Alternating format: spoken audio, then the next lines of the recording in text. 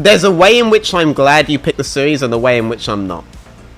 So the way in which I'm glad you picked the series is that it's a shorter one. So as like the first VOD review I've done in years on stream, it's going to be a bit less of a marathon, and the carbs from this, quite frankly, ridiculously good chicken fried rice I've made will carry me through the whole thing. But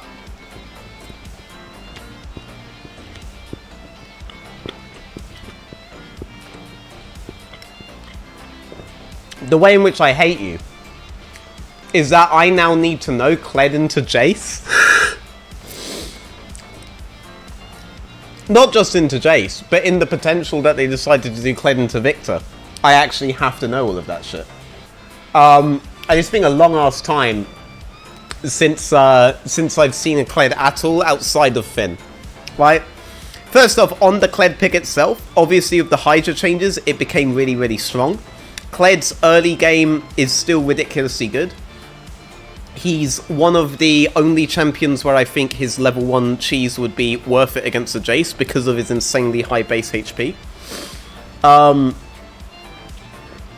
And you have to model the champion as an assassin of sorts, right? So what we mean by that is that you have to be thinking about the level 2, level 3 spikes, right? And at those points, you have to start modeling Kled like you would model something like a Katarina, right? Not like a LeBlanc, but any kind of melee assassin. Not Zed. Any kind of melee assassin other than Zed, right? So, when we look at Jace into assassin matchups, the immediate thing we think is that assassins or melee fighters like Yasuo, for example, that spike really well at level 2, Jace has counterplay options. Why does Jace have counterplay options there? He has counterplay options because of his knockback. His knockback is the biggest thing Kled has to worry about at any point, right? Kled on 6 doesn't have to worry about it anymore. Why? Because if he gets countered, he has R. Always remember that with Kled, you have two ways of closing the gap with Q on your opponents. You have your E and you have your R. So you can bait people out with the E and then go all in on the R. Kled gets to 6, he wins. Kled fights level 1, he wins. Level 2, the time where Kled has a huge advantage generally, not so much here, right? But on super early level, Broken Blade can absolutely Astro Fist the Jace, and they have to think about that in terms of level 1 warding early on and where they want to start, right? Is this really the opening draft? Oh yeah, it was, yeah. So I'm thinking about like the Sivir, and it's like the Sivir was on hands later and then hands was on red, blah blah blah blah blah. Now let's get into the priorities. So we talked a lot in the live viewing. I got massive amounts of cancer, as you might recall, for the entirety of the split, that people didn't realise that the optimal way to be drafting was for one of these picks. Elise, Maokai, Ashe. Okay? Now, I don't like the Elise red side ban unless, right, it's happened so late that you are aware that at this point, so let's just go all the way back to this point in the draft, right?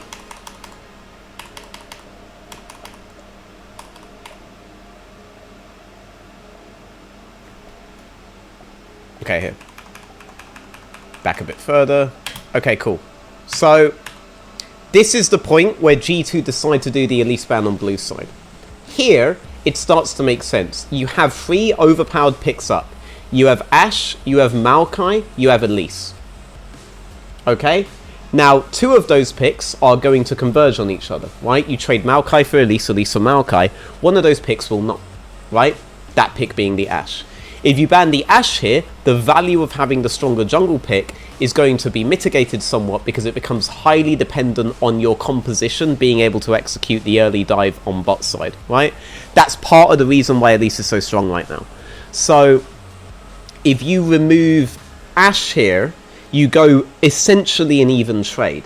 If you remove one of Maokai or Elise, you go potentially say that you remove the Maokai, you have the Elise, but now they have the Ashe, and so you're not setting up the slow push into dive bot. Ask Kaiser how it goes if you try to go for the level 1 cheese. Not really. So what do? They ban the Elise, because they know then they give over the Ashe, right? And this can still be decidedly uneven, because even if Ashe gets the shove in on bot side, you can win the 3v3 skirmish fairly easily, and Maokai will just gift the advantage of having the stronger jungle matchup to the rest of the team, right? That's an advantage you've given to mid, you've slotted to top, and you've slotted to bot, even though bot has to contend with Ashe. So at this point, when they ban the Elise, they've won the first pick. Because now, if Mad Lions ban the Ashe, they get Maokai, and they can uncontestedly win the game. If they ban the Maokai, they get Ashe. And you've lost the lane that matters the most. So here, I am fine with the Elise blue side ban, right? Because we've been thinking on this stream in terms of those three as like the trifecta, right? And G2, as you might recall, ended the series finally giving me the perfect bans. Finally the perfect bans on my screen of Elise, Ashe, and Maokai. Alhamdulillah. Okay.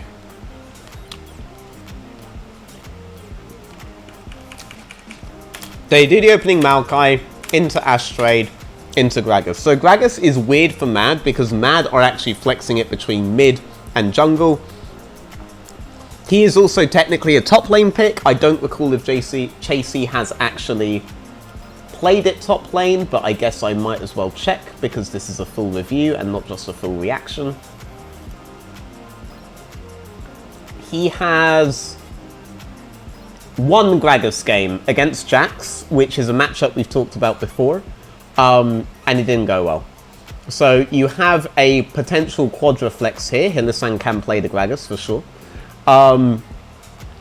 And the thing that makes it unique for Mad is that they're the only ones we've actually seen do it in the mid lane for now, right? We don't know if the other teams are willing to do it, right? So quadra flex here. It's good to open with a flex there. And this can just be a match on the Maokai, so you don't reveal anything by doing that. There's just an obvious thing here, right? Like, what is the immediate pick you're thinking of with Ashe locked? What's the immediate thing that was locked with, that you think of when you think Ashe?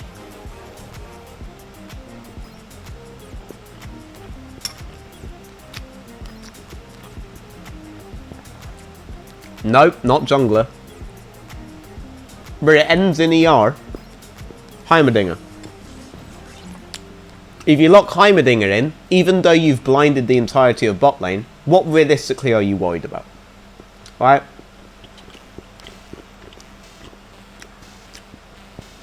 Even if the enemy opts into Varus, Kalista, Caitlyn, support picks, which are picks that are designed to deal with a Heimerdinger, into an Ashe, they're suddenly quite worthless. With Ashe on the board, you don't necessarily want to commit to that kind of support, right? You're not really going to get that strength, right? So I'd still say Heimerdinger's worth it here, right? And now the enemy has something that could contest with an Ashe on the board, right? Being that Heimerdinger. So that would be something that could be explored. Varus Heimerdinger, very obvious combo, similar to the Ashe, right? Similar. It's nowhere near as, pardon my French, cancer, but, like, it's still, oh my days, man. Like, oh my god, man. Like, you lock this here, you're thinking about going, like, Karma Caitlyn, something like that, to mitigate your losses, or Caitlyn plus Varus support, right? That would be what, Heretics, the only team that was smart enough to come up with this combo, would think of doing into such a heavy prior lane like that. But it becomes all about the level 1, and I don't agree with their Comet. I think it should have been Hella Blaze, because you need to win the level 1 early, but blah blah blah, whatever, right? He also had double Scorch Enjoyer going over here, and Scorch is a very underrated rune. Got a lot of bad press lately.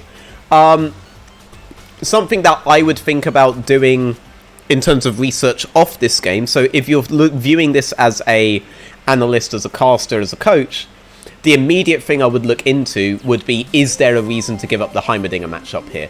Is there a straight up 2v2 lane that beats the Ashe Heimerdinger lane? That's what I'm wondering about right now. Is it really so bad if they go Varus plus Caitlyn, right? Is that really game losing, you know? Is that more game losing than if they go Heimerdinger? You theoretically have an ADC support right now, so you have the tools to deal with Heimerdinger, right? That could be what Mad Lions are thinking, and they're more fine with that trade. You understand? Whereas I think Gragas restricts you into a fairly low damage comp. Gragas can have high burst, or he can have high utility. He can't have high DPS, right? You're either going your one-shot builds, you're going your Nightcrawler, you're going your Hextech Rocket Belt, you're going your whatever the fuck you're going, right? Or you go into your ability haste setup, and Miss Me of Rod of Ages, we'll get onto that later. And I don't like that restriction compared to just going Heimerdinger, right? But maybe it is genuinely worth it here, right? Maybe genuinely the fact that you have Ashe, so you know you have the setup to go AD into Heimerdinger, makes it worth.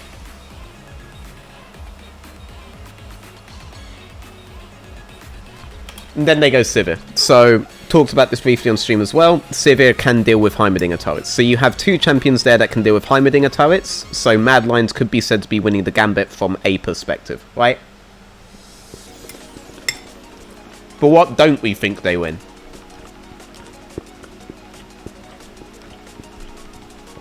Right?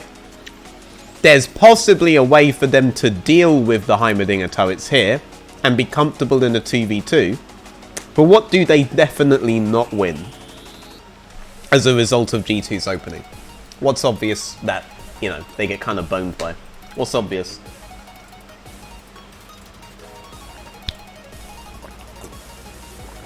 Boom, Bartholomew. Boom. 3v3, definitely, I'm not seeing it.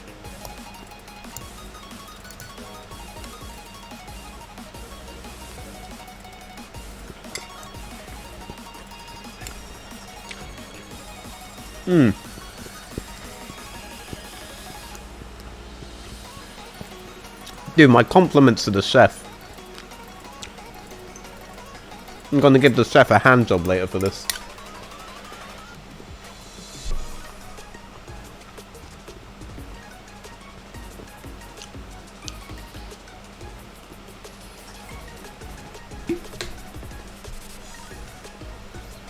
Severe bait pick in this meta? Given the predominance of, like, tank picks and shit, I'm not sure about that. Like, you have an Ashe Sivir comp. We know how this behaves. You have long range engage with the Ashe, and then Sivir allows your team to capitalize on it at any point. It's very synergetic. And at the same time, both these champs have the capability to deal with Heimer turrets. There's no range where you outrange Ashe Arrow. So what Mad Lions need is burst.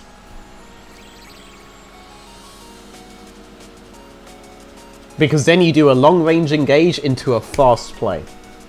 So they just need burst now, right? Which again, with the Gragas, you either have burst or you have DPS. Not DPS, or you have utility, right? And this guy ain't getting burst for shit. This guy disengages, and this guy disengages. Like, this is a difficult comp to just engage on and make those fast plays on, right? Tristana down would be another disengager. They are heavy on magic damage, so Tristana mid is very viable. Azir down, they just want to remove things Niski could go, and they're fine with Niski going Gragas. I believe later in the series we saw Talia into Gragas, right? So Capt has a pool that can deal with Gragas, right?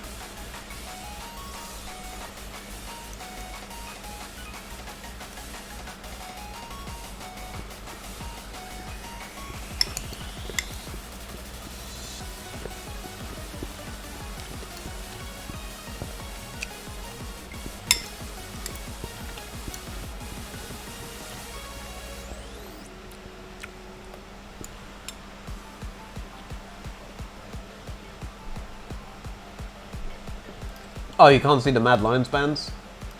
Wow. The streamer is a fucking idiot. Is that better? We'll just leave it like that for now.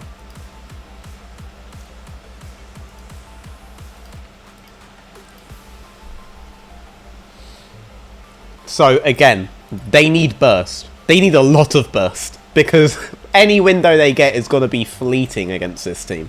Right? They're outranged. They're long-range Ash Shadow into fast play. They need burst, right? If you're looking at these teams and you tell me one team went Kled, which team do you think I'm thinking went Kled, by the way? Like, Kled fits so well with what Mad Lions want to do right now. Right? Oh god, you can't let them have something this tanky for sure. Jace theoretically gives long range burst. And theoretically gives burst at me. Theoretically, that is a burst pick. You know which champ is insanely difficult to burst down?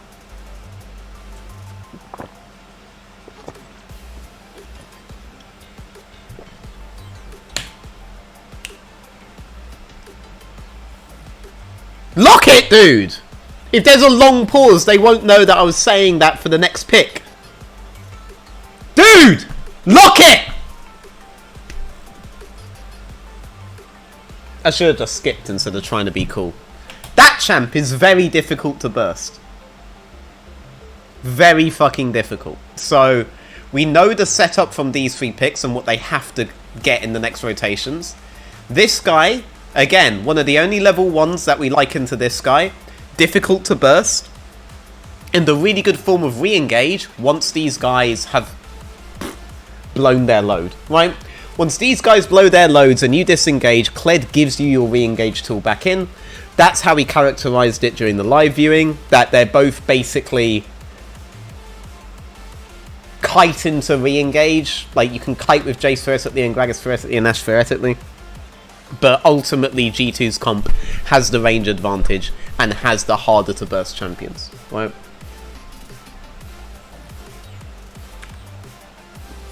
How did I lie? What did I do now? I mean, you have too much magic damage to do Akali.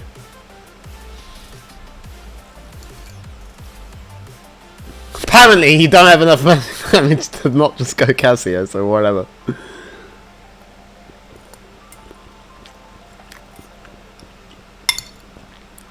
Blind Cassio. Okay.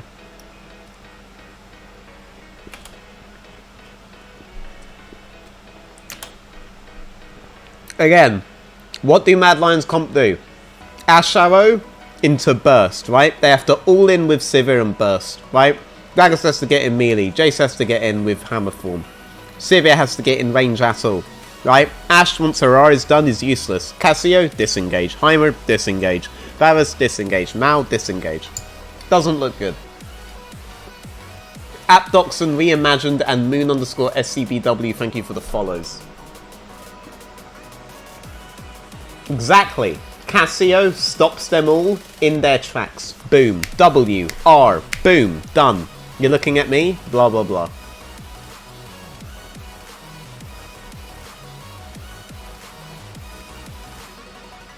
I mean, if you want to build MR, Kled's gonna love you for that.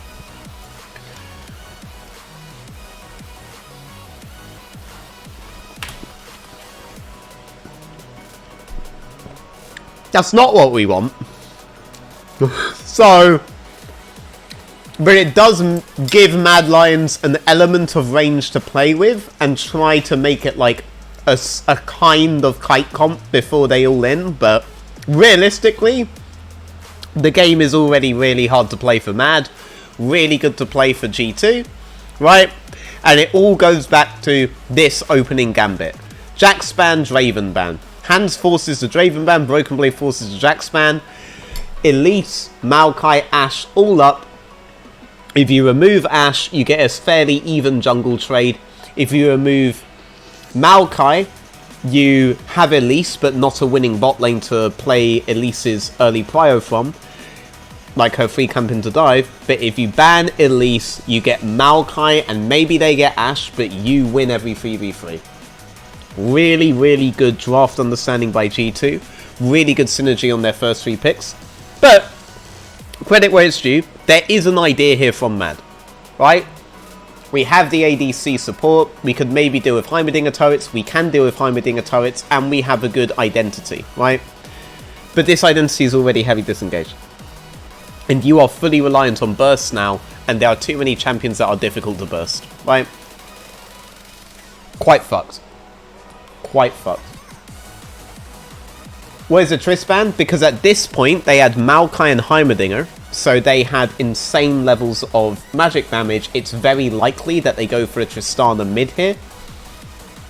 And Tristana will eventually outrange the Sivir, right? They know it's not going to be Tristana bot, where Sivir can... Well, used to. Actually, new Sivir doesn't do well at all. Yeah, no, Triss ban you had to do for multiple reasons, for sure. Could Mad go Jace mid and something else topside?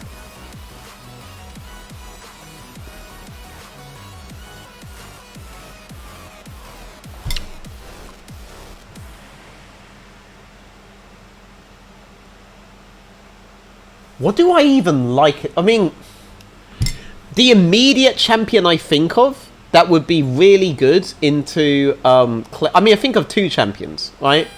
The first one is Jax, and they banned it themselves. And we'll get into the fact that they unironically picked Kled into Jax later, alright? The second one is right here.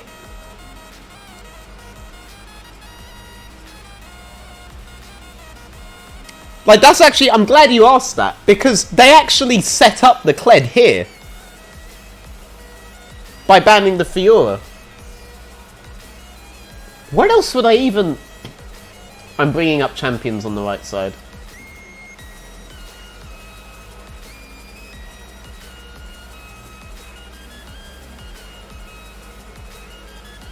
You need a champion that gives burst as well with Mad Lion's desired composition. I'm not going to say the name I was looking at. I'm not going to say the name I was thinking. There's one name that gives you burst. Ah! You could do Kennen. But then I think it's just Merc so clock topside, no? And you don't win the 2v2 no matter what. The other pick, there is a pick that Kled's Fear that gives a lot of burst. And I will say it, and Alan will clip it, and I will not elaborate. But Teemo. Anyway, let's move into the game itself. They got so fucked by the Fiora ban, actually. They got so fucked by the Fiora ban. They got so fucked by the Fiora ban.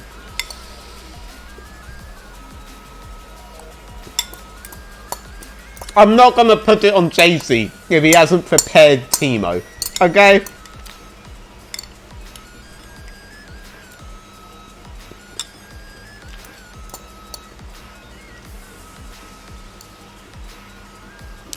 Yeah, I'll clip this and put it on Twitch for sure. Maybe I'll put the VOD on YouTube.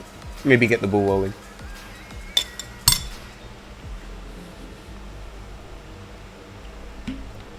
Dark Harvest Gragas. I assume you're playing solo queue.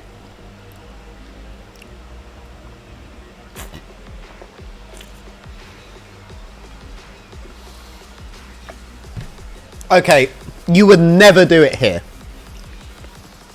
The issue with Dark Harvest Gragas here, alright, is you're never bursting these guys. So we're going full utility on this side, right? That's what I think.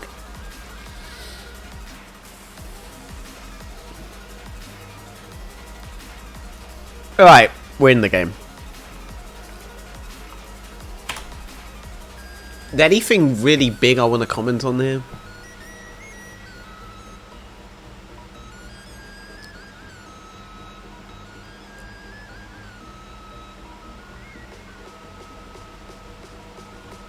I mean, we've gone the Hell of Blades setup on bot lane.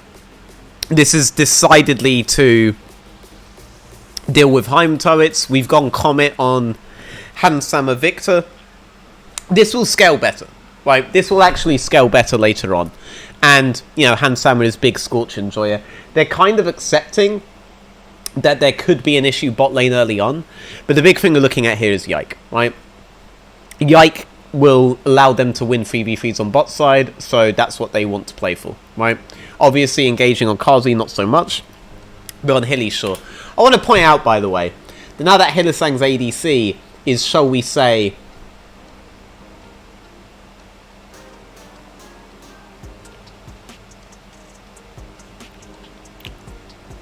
braver, suddenly he looks good again.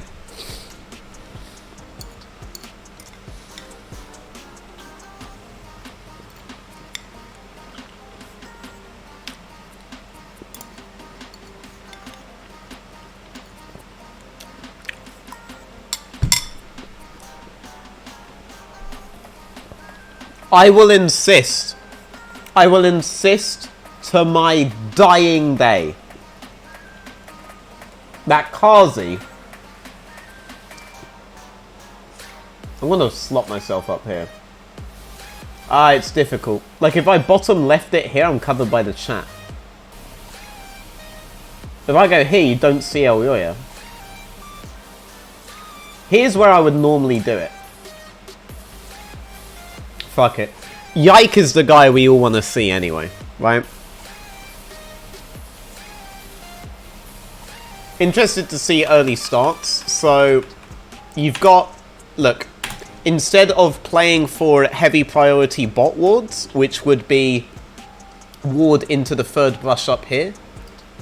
Maybe I will lift kit a bit here. Yeah, so instead of playing for a heavy prior ward, which would be up here, or a defensive ward, which would be here, depending on the way that the lane is played. So, obviously, if you're going to win this in early levels, then you want to be able to know you have access into the brush and contest the enemy support if he tries to hold this when the wave gets here, right? Or, you know the wave's going to push, and you want to make sure Nautilus ain't here about to hook you. Or in this case, you want to know if Ashe is moving there and be able to contest from this bush if the minion line is here, right? Instead of doing either of those, Heimerdinger actually preps topside for Kled. And we talked about how Kled actually has level 1 opportunities against Jace. He's unique in that regard. Not many champions do. Again, base HP is a huge bitch. Plus this guy like hops around, laughs, and that's massive psychological damage every time. I hate this champ.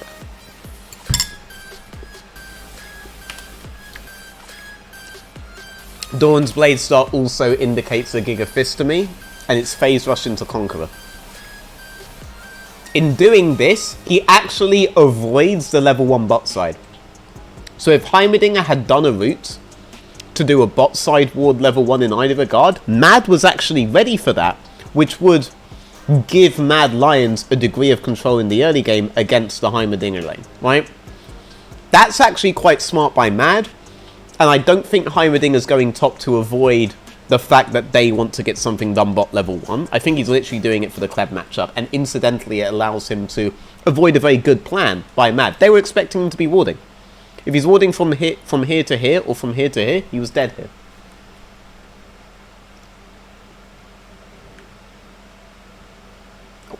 Well, not dead, but he's burning stuff. I don't fucking know. But he avoided it. Ashe staying all the way up. You know, if you win this level 1 trade really hard there, then beautiful.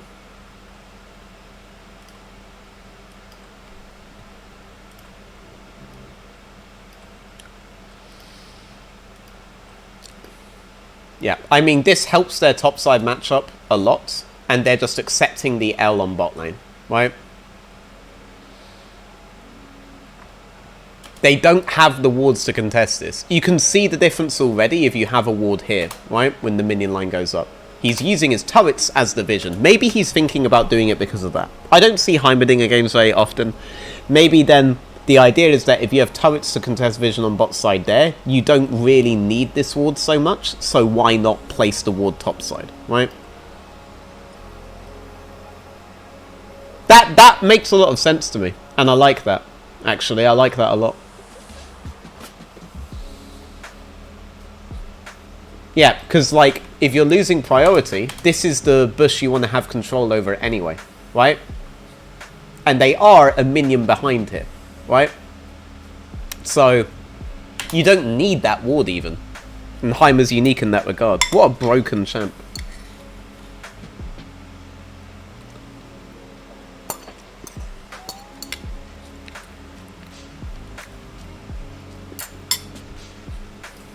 Yep. So we're not seeing top, but Sidon in the chat is completely correct, right? As a result of this ward, Jace can't harass Kled and de-aggro in the brush. It doesn't work that way now, which gives Kled a huge advantage in the early levels on the wave, right? A similar thing would happen bot side, though with Ashe, obviously, a lot of her stuff is just going to be a W poke, but she can't utilize Hell of Blades.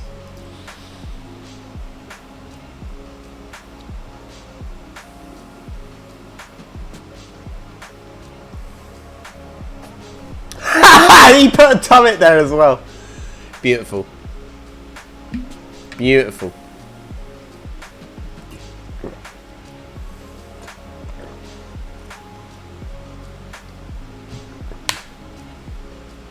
Alright. Why have Mad Lion's second wave crashed bot side? Okay, how many of you aren't just falling asleep during the live viewings? Alright?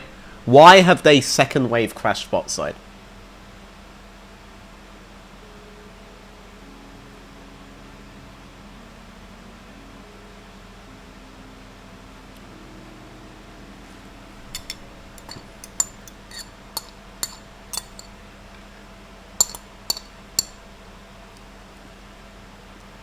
Super Big Nut wins. Petica fails and loses mod status. So, the issue with early Maokai Elise is always going to be this potential to free camp clear bot side into an immediate gank. With the level 2 crash here, they can start avoiding these waves and play more for river, right? There's a big risk here that if they were to try to crash free, that maybe Maokai just moves bot too early for them to be able to do it. Look how close Yike is to getting this, right? Look how close he is. And with Heimerdinger, Varus essentially seeding the bot lane entirely, it's clear that they have a plan of some kind, right? Look where the next waves are. They're here and they're here. If you're slow pushing, you're here for at least another 30 seconds, right? At least, if not more, right? That's more than enough time for you to do this and then gank you immediately. So even though they can't recall here, they don't have any money for it, what they can do with this crash is get vision, get some level of control, avoid this gank, right? That's what they can do.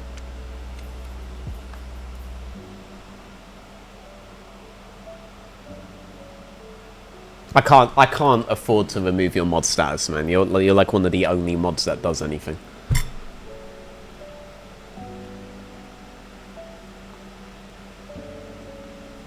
Okay, with that crash, Maokai, even though he was kiting this towards bot side, if he intended to go mid, we'd expect him to be finishing the clear here, right? He moves towards top side because he knows they have ward in Shrine. So if he was to do anything here and they move off the wave, he doesn't even zone them because they got the crash, right? On this wave, they would just decide what they do. If he walks straight in, he'd walk straight in as the next wave's coming, and they can just decide to back the fuck off and not lose anything. You understand? So now, if Maokai shows up here, or at least when he doesn't show up here, they can choose bot lane to recrash next wave, and the gambit that G2 opened with fails somewhat, right? Caps is baiting super hard. Oh my days. Bone plating works. Don't tell Veigar V2.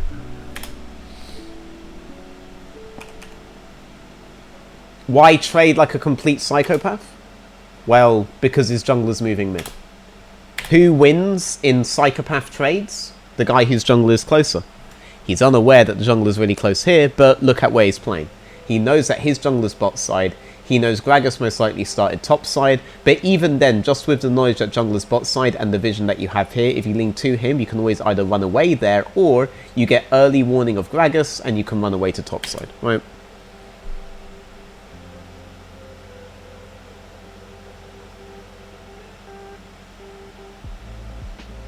Niski doesn't have a choice but to do these kinds of trades at this point. Oh, okay. Lamau. Yeah, I remember when that happened. Okay, so the wave's actually really bad for Niski. So Niski could actually decide if he wanted to do this or not. So actually, it's really telling when Niski does this, that jungler's topside. My brain is full of fried shit right now. So I actually miscounted the minions here and thought Cap somehow had crashed level 2 and it was bouncing back given the state before. But actually in this particular state, Niski's kind of chilling. Because these minions are going to get aggroed one by one, right? So Niski's actually chilling here. So the fact that Niski takes that trade immediately tells Caps that Elyoya is topside. So when Yike throws the E and then moves top here, he is actually consciously thinking about Elyoya being there. That's why he does this.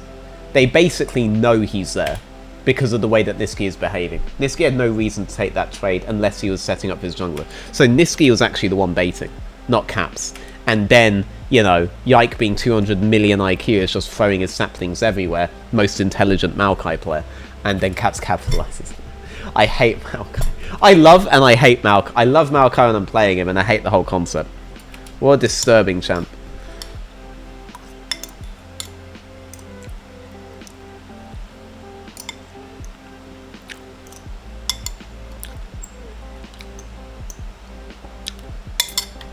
I need to pause while I eat this because this is not a live view.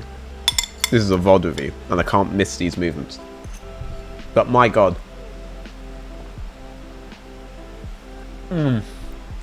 Oh man, this is all in the VOD by the way.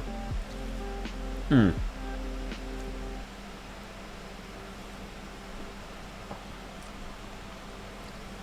you're on YouTube, trust me, it's worth pausing while I eat this. Holy shit. That's good shit. That's good shit right there. No, he was baiting for his jungler, but it was just a really, really, really obvious bait. So. Okay. So, off that. State of play. Yike moves towards Caps in case Elyoya re-engages, and then Yike would be able to capitalize on that. Elyoya has no flash. It would be really free kill for Yike. Yike now helps Caps shove it out. No teleport on Niski. Niski gets really fucked here. One could argue that the fact that he has... I should have commented on lack of teleport, actually. Lack of teleport means he basically had to win an early fight against Caps. So that pressured him more to do those kinds of trades. They win that and lean topside. Why do they lean topside? Well, let's look at bot. Bot is basically chilling on the tower right now, right? They can't get dived on this wave, and look how far away the next wave is, right? An attempt to dive them on this wave ain't gonna go very well. Look at the suns, look at the wave itself, right? Quite easy for them to set up here.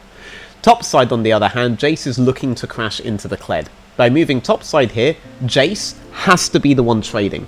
For the opposite reason of why Niski didn't have to be the one trading on mid, right?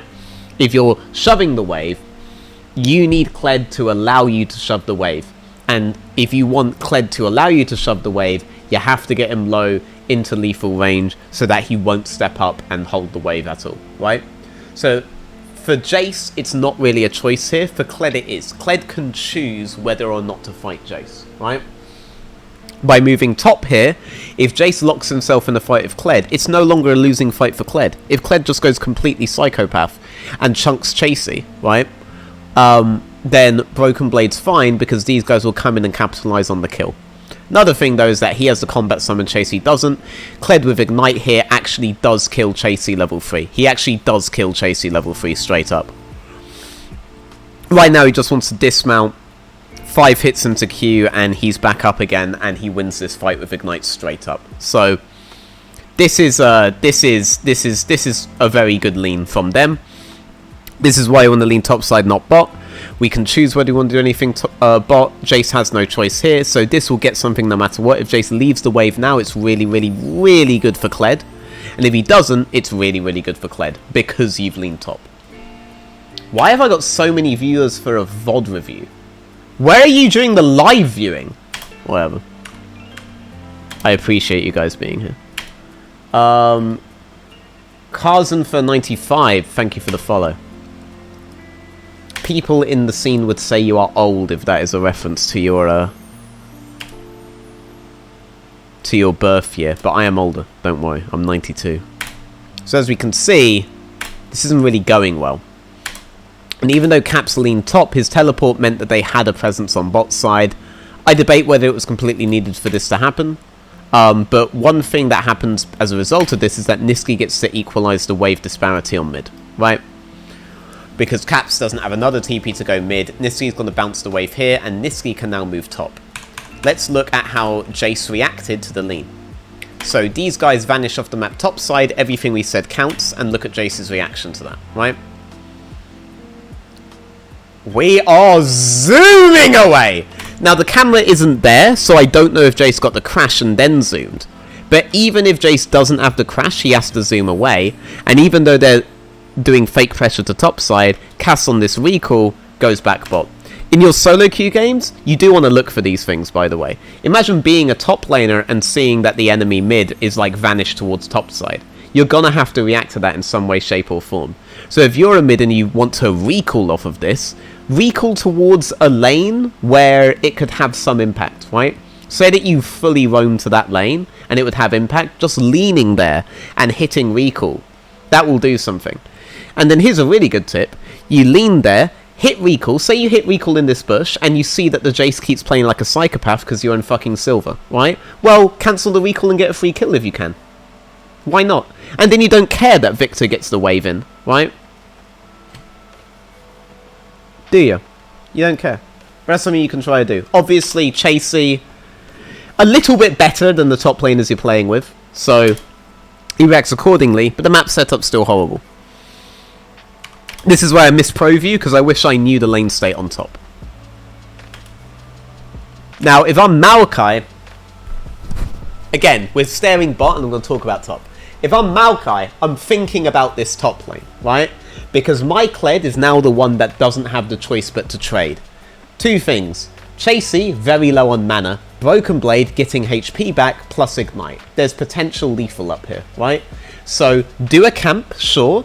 But after that camp, reassess if we're going top. Or while doing the camp, he reassesses. And if we go top, top of the camp. Otherwise, Wolves, right?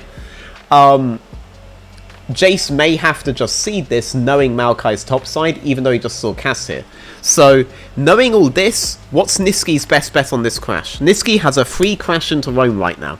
Where should he go?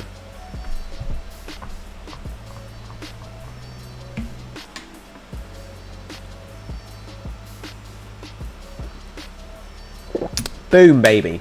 Top ASAP. Expeditiously moving topside, right? Petica brings up that camps won't get stolen for the play, bot's always worth looking. Yeah, he started with a full clear topside. If he does a play bot, then his retreat plan is to get into these camps no matter what, right? It's better to do a play into the camps more often than not if you're playing a ganking jungler, right? Clear one side, play into finish clear, right? So Nisqy crashes, and like the mini Doinby that this motherfucker is, immediate topside lead. And look, he's pressing recall, but if Kled behaves differently, maybe he'll cancel it and go top. You know Cassio can't be there.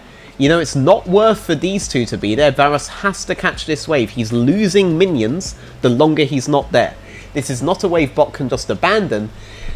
And even if they have the timing on Ashe and Sivir here, Heimerdinger will need to be there on the next wave. So Heimerdinger can make a play mid, but if he makes an extended play top, they just do a response play on bot. So you are probably 2v2 here, and if you're not 2v2 here, Gragas is going to peel off a camp and kill bot lane. Right? So no matter what, you lean top here.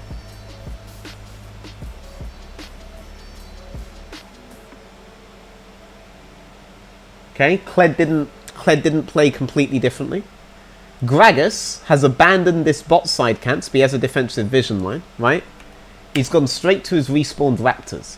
Now, two things to say here. One, the Raptors are the highest level, most valuable camp Gragas has, right? It's the most recent camp to respawn, that's your most valuable camp. That's going to be most useful if your entire jungle is up. If your entire jungle is up off a recall, think about which side spawned the most recently, and that's your priority side. Assuming that all things are even on the map. Right? Gragas can do this into respawning Krugs, right? And it's more worth than these two. Say he goes and does his bot side camps, and Maokai peels off this with the Kled pressure and invades the Raptors, right? If Maokai does that, then you lose the higher value camps for the level 1 camps, right? Now, obviously, the obvious thing is that Gragas being top here also allows him to defend this crash that Kled is going to get, right? That's the really obvious thing, but this aspect of the camp respawns and the way it affects levels, I don't see a lot of people talk about much anymore, so I do want to bring that to your attention. You might want to consider it in times where the map is always, where everything on the map is up, everything on the map is basically even. The jungler could go either side. Sometimes he'll decide to go the side he's going based on those camp levels. That's not something I see people talk about a lot. XThe_G_O_A_T, thank you for the follow.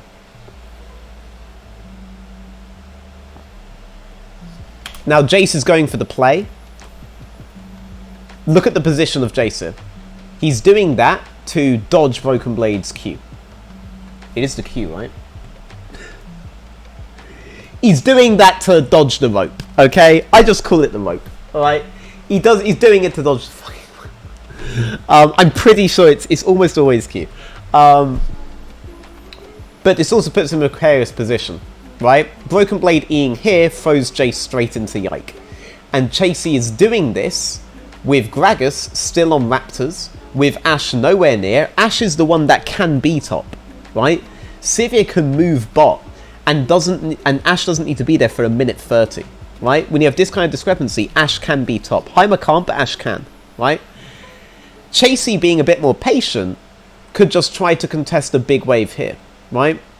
But he's feeling pressured because if Kled goes all in on the wave now with his abilities, right, that timing doesn't exist anymore.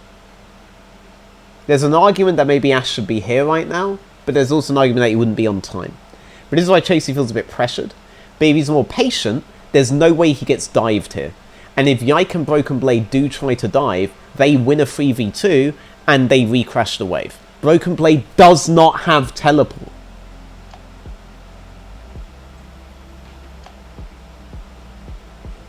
So you can win this, right? If you get kills off the win, then the fact that Heimerdinger now has permission to go top doesn't matter so much.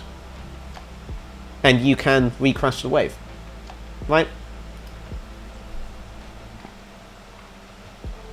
By burning... Fuck's sake. Okay, we'll do it before he ints.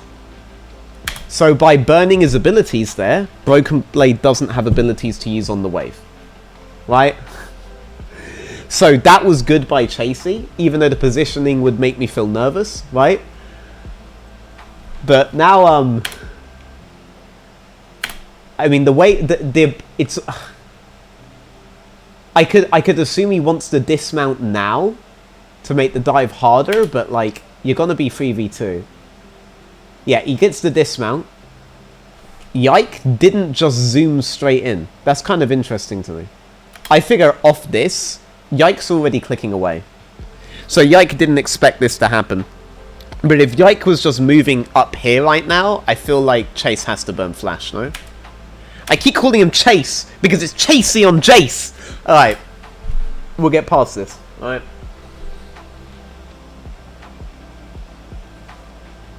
Interesting that Ashe moves bot side here to contest Heimerdinger's control. That indicates a very high priority on the first Drake. Whereas I would assume what you want is to defend this from Chasey, right? Like, this is a... Like, imagine that Ashe proceeded topside here. How is this not a winning play? Am I missing something huge here? Like, Chasey's low on mana, but...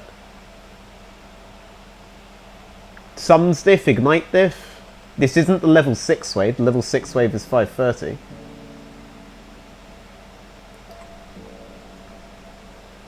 And respawning Krogs as well. Like, you're defending against the crash, but I feel like a play is actually possible here.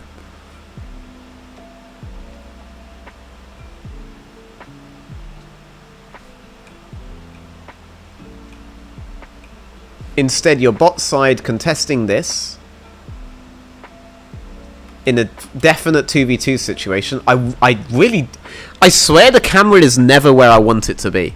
Because I know that what's going to happen is a stalemate contest here, where G2 eventually get this crashed in, because Yike with E and Broken Blade eventually, after these bullets with his mount, they'll get it in, right? But bot side, I want to know what peeled Ash off here, because I do think that going down as 2 here and curving here should work, but Ash is already peeling off, right? And now Civ is isolated and you've broken them around terrain, right? And I think that's more interesting to talk about here, because now you have an isolated 2v1 and a guaranteed crash on Vaus Heimerdinger, which would allow them to shift into mid and take away any amount of control you got over the Drake, right? Yeah, so like the bit that mattered happened before this, where they broke them around terrain. And I'd rather be seeing that. I would argue what you want is like a producer and a feed that is on a few minutes delay, and if those conditions are true, then they get to correct this for the live audience. Not for the live audience, well, for the Twitch audience, right? If the producer knows about the game, you would get these points, right?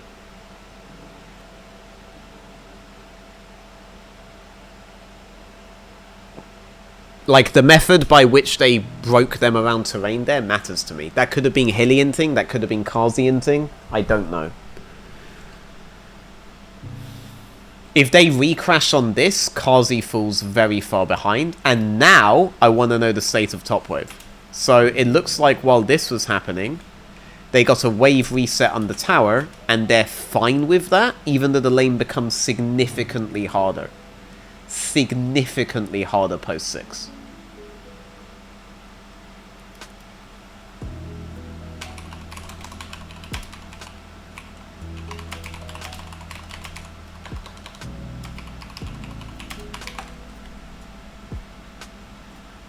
So I had to respond to one message. Do apologize to the YouTubers. Maybe I should get someone to edit this video. I'll get someone to edit other... Well, I will edit the other videos myself. This will probably be the only, like, VOD review I'll do on stream that I then publish to YouTube. Unless other things happen. Don't know. Because, like, I'm thinking of just doing, like, a bunch of them. Okay, I'm getting away from the topic. The match on top side changed significantly on 6, so I figure if you want to make a play, make it now. Also, if you burn Broken Blade's Ignite on that would be fucking brilliant. Now the knockback Jace has matters less. And of course, Veteran retweets it, like, 4 knockback months C, later, you all in with R. Significantly, though, not having the teleport matters a lot here, right?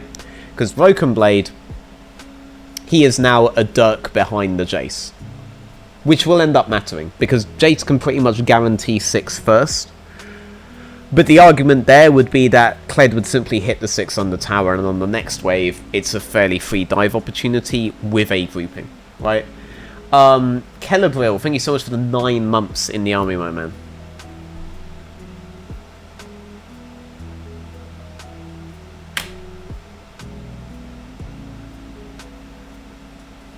Well, it's over. Getting the Dirk and putting yourself in a position where you win this one-on-one straight up, great. That's brilliant. And you do want to maintain vision on Broken Blade, but nothing indicates that he'd be solo here. Like, I swear down you just saw Maokai, right? Like, you interrupt Kled. Like, Elyoya wins his lane by interrupting Kled here, right? Maokai was definitely sighted on this ward. No? Like, definitely sighted on this ward. Look where he is now. That has to be out of the brush, no?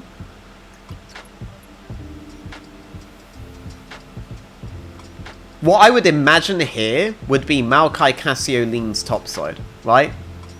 And recrashes the wave so Kled can recall. That's what I would assume would happen on the next phase. But then you just get like this random... I swear he knows Maokai's there.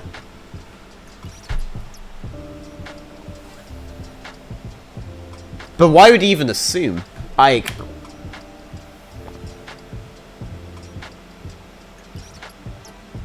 Well, the 1,100 gold advantage he had is now gone. He had a 1.1k gold lead, straight up, right? If the money's in your bank account, it's debt, right? Like, it's... Any money you haven't spent is just debt, right?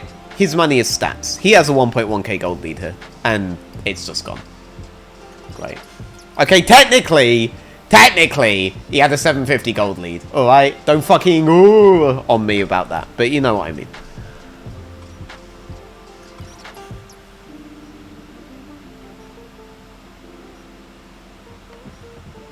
And now Broken Blade gets his wave fixed. Cassio gets to maintain playing mid.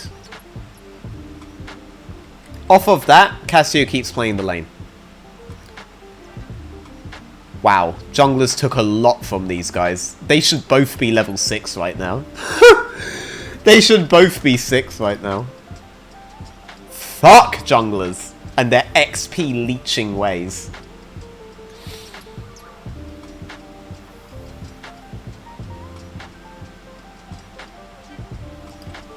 Alright, so state of the game now. Broken Blade hits level 6 on the wave that's moving into him. Caps and Niski hit level 6 in a few seconds, hopefully, unless it's a really fucking doom. Who is in the best position to contest this first Drake? We know Mad have a level of priority on it. Heimerdinger and Maokai are moving mid. The question is, what kind of wave is Heimerdinger moving mid on? So, this looks to me like they bounce the wave at 5:35. Varus recalls first. You'd prefer the Heimerdinger to recall first. Varus doesn't really have anything to do here. Varus should be moving... Varus should be moving here, to be honest. And then you change where you go depending on what Sivir does to the wave. Because if Sivir reaches the wave now and you're here, and you see that she's slow pushing the wave, you can potentially do something mid. Right? If you reach there and Sivir is fast pushing the wave, you just arrive with this wave peeling off, right? And you lose nothing, you know?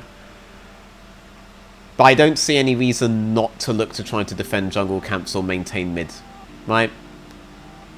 Heimerdinger now, though, like, still has a timer because it looks like Sivir's slow pushing bot. I just don't think Hansama should be here, and therefore there's the potential for, like, a full play on mid section here. Now, Heimer's fine to be here, we've established that. They're going to get numbers advantage on mid. You know where Ashe just was, and you know the path Ashe has to take, and you know Sivir can't be with her because Sivir has to fix the wave on bot side. You have numbers advantage on mid section, right? Hitting 6 here really matters. So, let's see. And then off of this, Kled will hit 6 on the receding wave. But Kled has push here, right? Kled's in a similar position to Varus, but way more useful. Kled should also be looking to move like this. And then if Jace is fast pushing wave from here, move top. If Jace isn't, you can make a play mid. This would help a lot if at 612, and it should be at 612, he's level 6, but both lanes have had massive jungle presence, and so neither got 6 on the 530 wave. You can still make a play there as Kled. Yeah, so like, this is instead what G2 do. And there is merit to what they do, right? So, Kled moves across all 3 brushes, plus has a pink, right? He has the information from how Jace has played on this lane that Jace hasn't been in a position to ward here. This is very standard if you're on an assassin, and we already said we're going to model Kled like an assassin, right?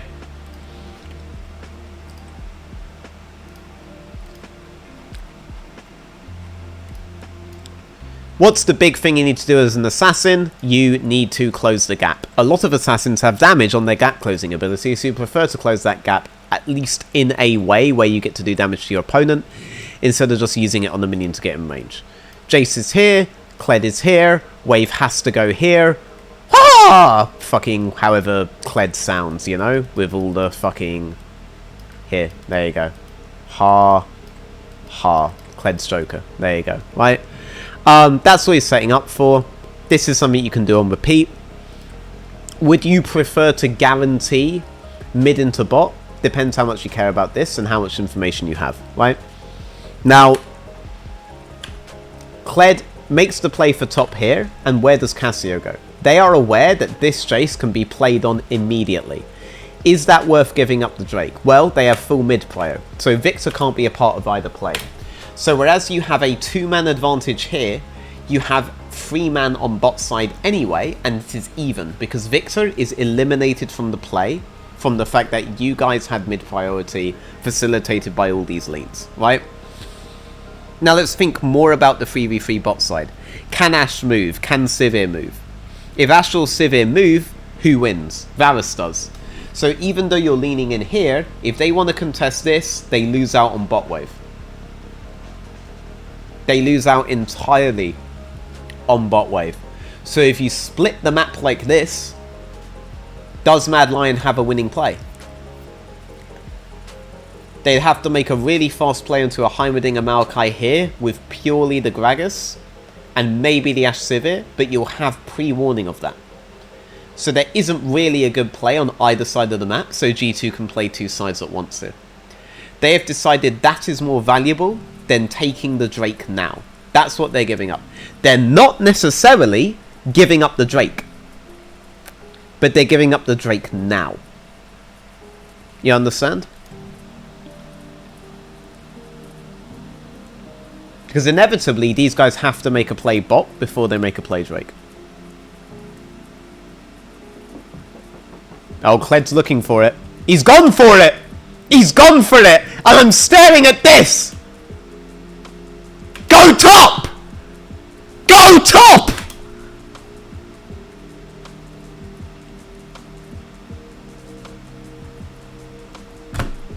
Woo! We're zoning.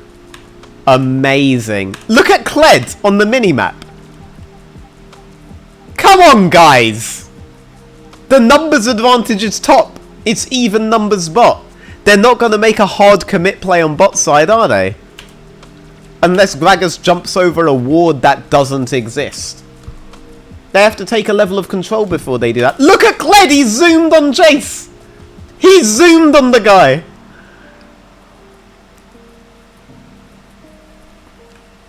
Look, Jace is getting chunked. I want to see the outplays.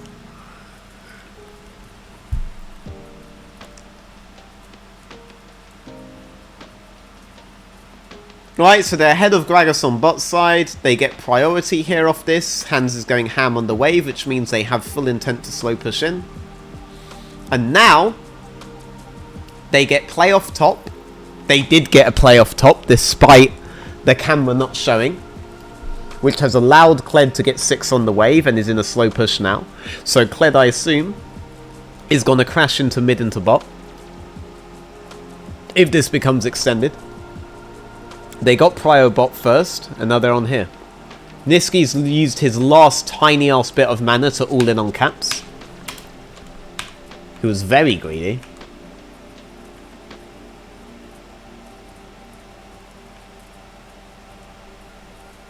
I mean, he's leaning top because they know almost definitely that Aurora is bot side. He's in the middle now because he can't go bot. But if he goes up here, Niski has the shortest distance to get a good trade on him. Does he have to go for this? Oh, he got a bit fucked by minion RNG here. This, and this are all aggroed onto the cannon, but the cannon is too busy with this instead of the enemy cannon. So he's actually a bit fucked on the wave. But that looks like, oh, to me, a bit more like minion RNG rather than anything Caps did. And sometimes that just happens. Yeah, that's actually really bad luck. So now Caps kind of has to go up there and trade in a scenario where he really doesn't want to. So could this be called earlier, and then you just have these two fix it with Varus, and then go Drake? That would be the change, right? But Caps has to call this. Yike's assumption is that the wave is fine, and if Caps dies, he's griefing, right? And it's a good assumption to have. But you have to call when you get boned by RNG like this.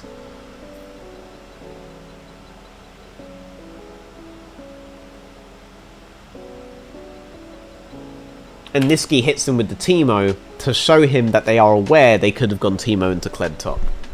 What a Giga Chad.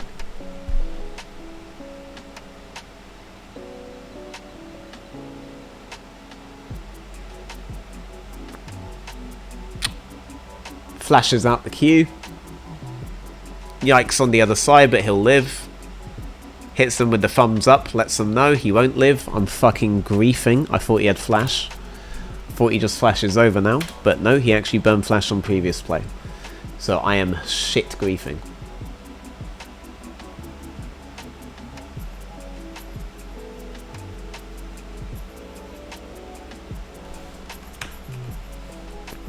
Okay, and we replay now on this pass. I'm looking at the bot side, right? Mickey can't really commit. He's in brush. He can know that they haven't got this warded. No ultimates here for either side. I need to see the wave state on bot. I know mid, Cass is just going to come and get a free roam on next. On bot, Hans is staying for the wave. Not sure I agree with the decision to stay wave though.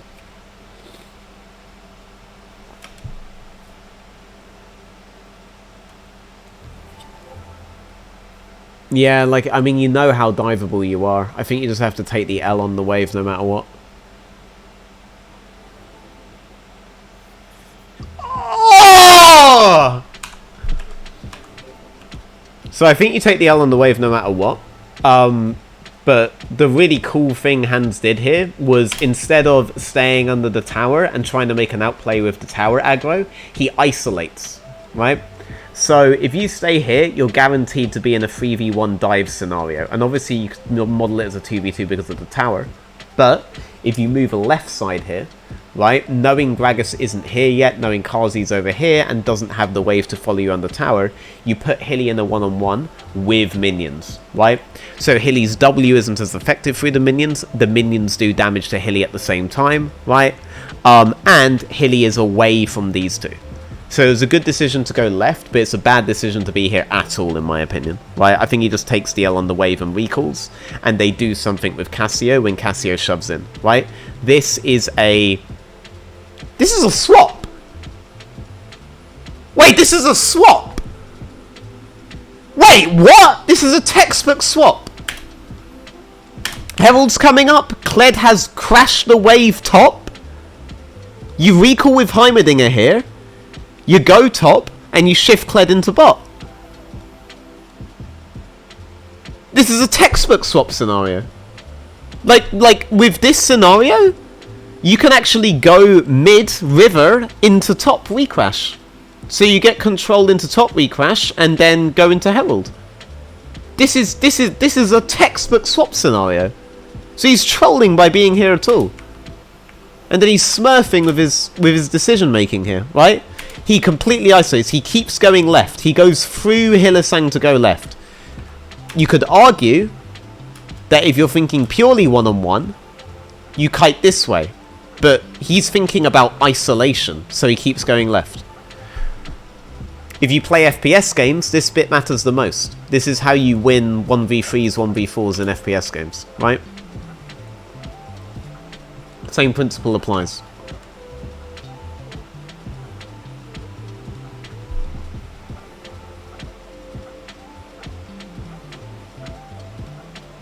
Wait! I can listen to the cast here.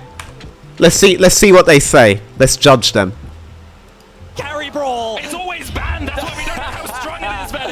Look, it's hashtag worth though. He gets the kill, they get the play on the bot side, and they get the play. But Cap's here, way overextending.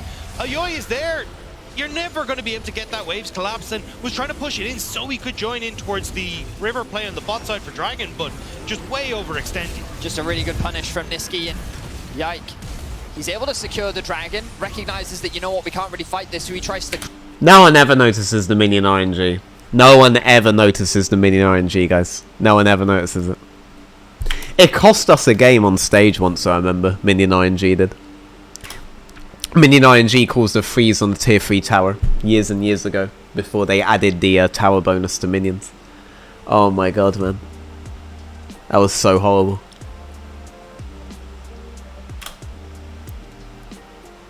So they get this, and they just leave Hans Hammer bot, even though this was a textbook swap scenario, so Hans could have just, like, recalled and been here anyway, right? And Clegg could be bot side right now. Well, he would be bot side right now. But yeah, like, even, like, it's a textbook swap scenario, right? So what you can also do is you just leave Clegg top side, right? Have him lean towards river to escort out mid. Have your jungle support come here and do all the same movements, but have Varus go bot side to fix the wave, right? And if Ashe Sivir turn out to be there, you shift Varus into mid and Cassio into river, right? Like, but it's a textbook swap scenario, so you're calling swap on that recall, so Hans recalls.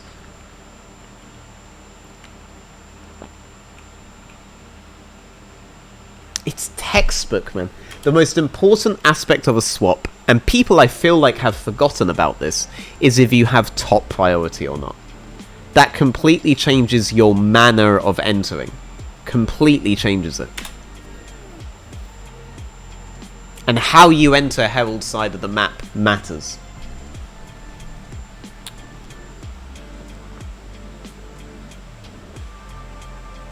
It's not even my team and I'm tilted. Like, holy shit. That's a holdover. That's a holdover from way back in the day. Like, guys, what is the point of going over this shit? We can't even do it in the finals. So how bad is our... like, I don't know. I'd pop.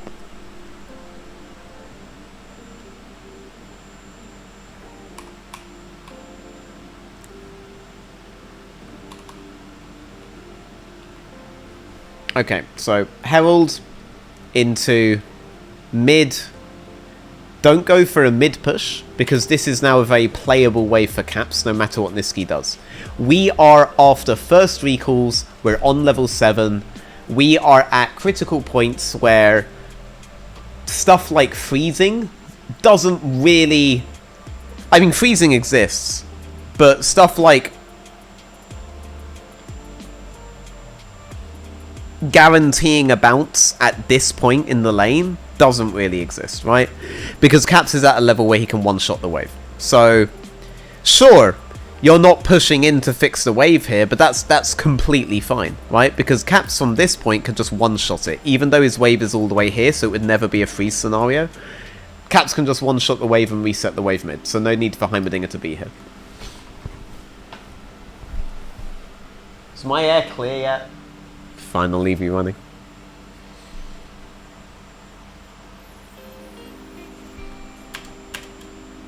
Because democracy says we have to analyse this game, Zenly. Alright, this is the one that won.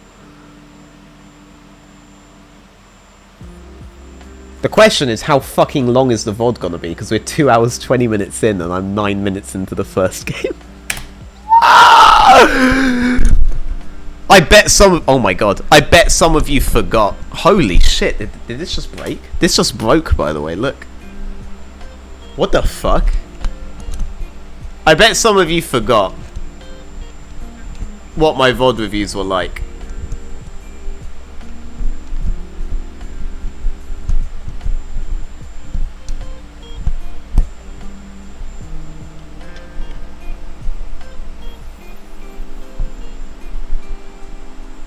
Okay, hopefully that stays now. Holy shit. Alright. Twitter VOD reviews are longer than... yeah, I mean, they normally are, yeah.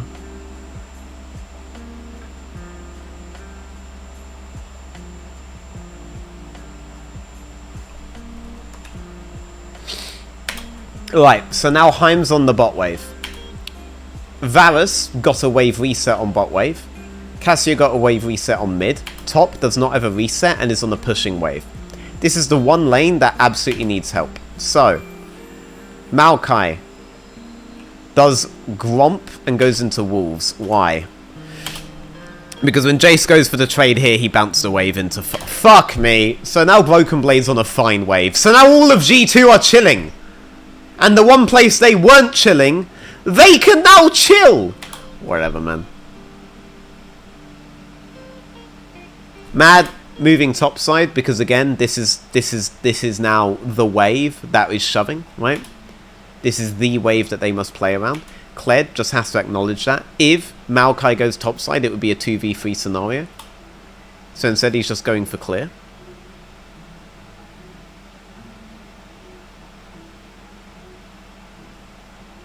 It's a 1-to-1-5 ratio we're improving. A 1-to-1-5 ratio of what?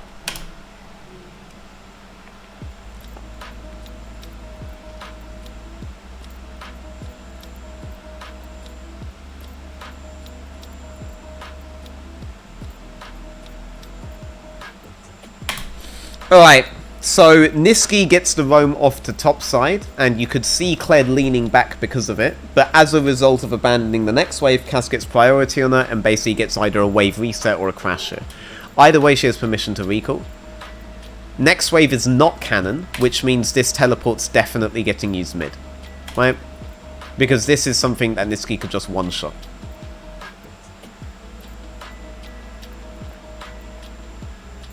A 1 to 15 minute ratio, 10 minutes of game, 150 minutes of stream. True.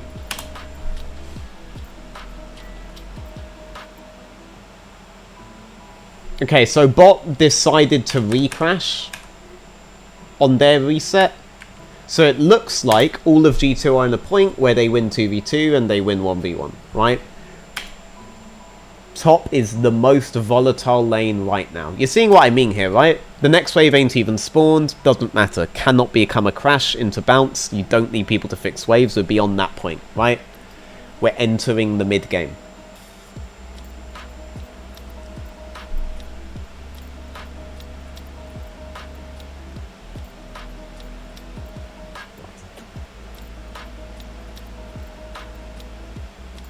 What was that?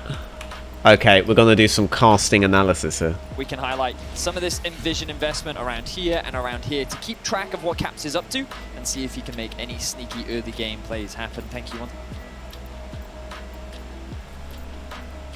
I would be much more worried about Kled's crash on here turning into a roam bot.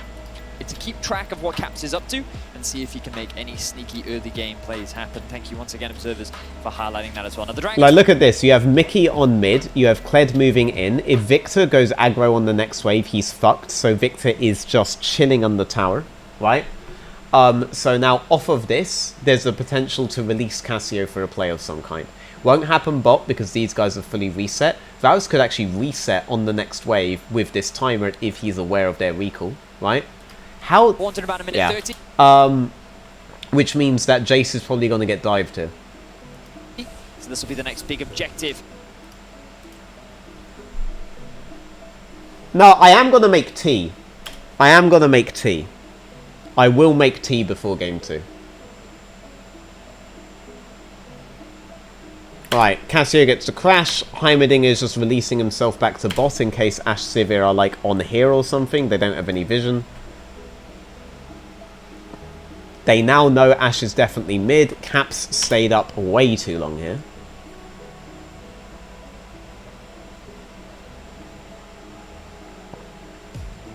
Oh, the ult though.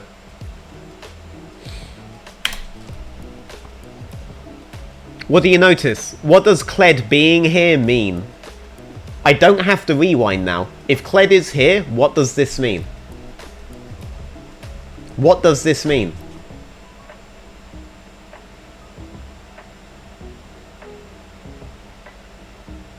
Come on, guys. It's really...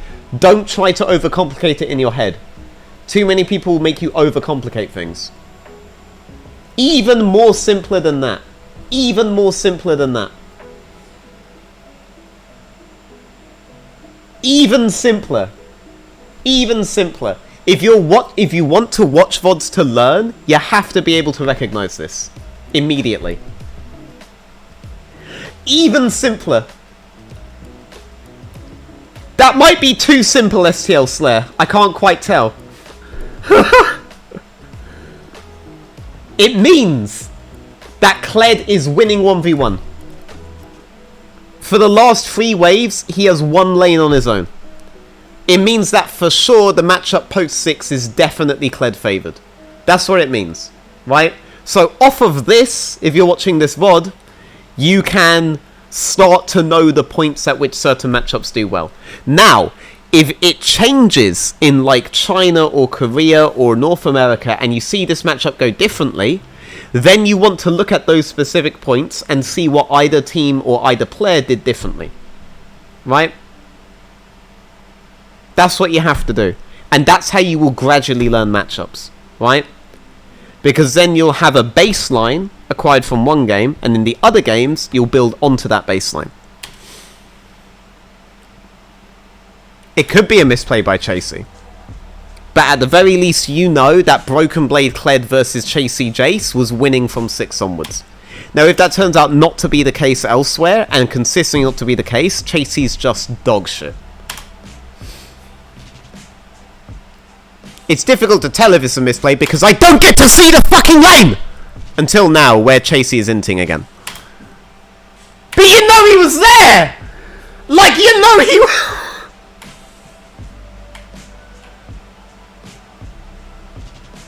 He didn't even try to hide it! It's not like he gave you the old switch where you have a ward there and he's going bot here. I didn't know he was doing this!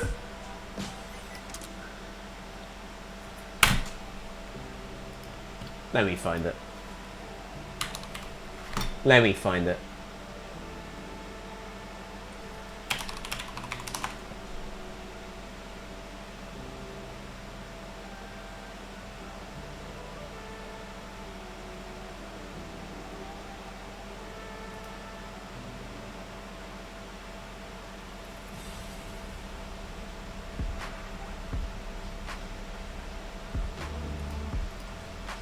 I found it.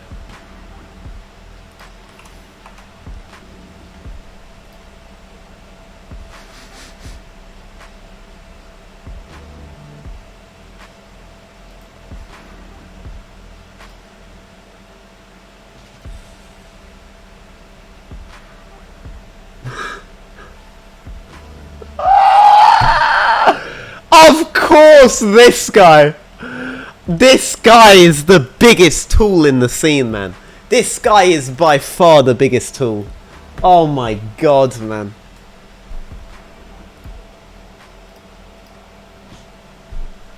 Oh, come on, man. So a lot of people argue that Jace is fucking up the matchup. I just want to say, like, I really want to know. I really want to know how Jace is supposed to outplay an all-in at this point. Like, for me, the matchup comes down to the fact that Jace can E one of E or R, but he can't do both. And once the knockback is out, there's no way for him to deny you your next trade. Like, I don't understand how Jace is supposed to outplay a straight-up one-on-one at any point. I think Jace needs help to shove out the wave, otherwise Kled is in full control of the lane. Like... Dodge Q, dodge E, code the game to disable Kled R and QSSD ignite. Thank you, Super Big Nut. But I'll look more into this. It's been a long time since I've seen Kled into Jace, so I could be wrong here. I could be wrong here. But I'm pretty sure that this is just fucking gone.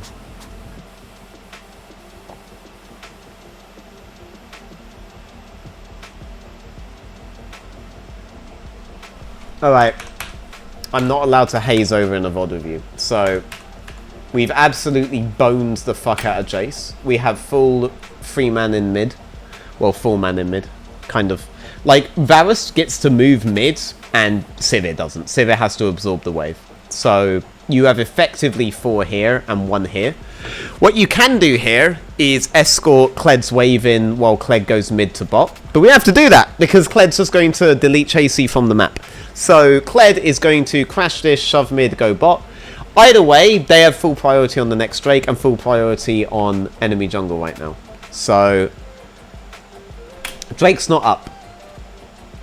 Varus is crashing. You have blue buff, you have raptors, you have Krugs. No matter what, this is the next thing that you're doing, right? And they can do either side now, because Jace is off the map. So they do raptors. What else? Do they just re-push and go bot side, maybe?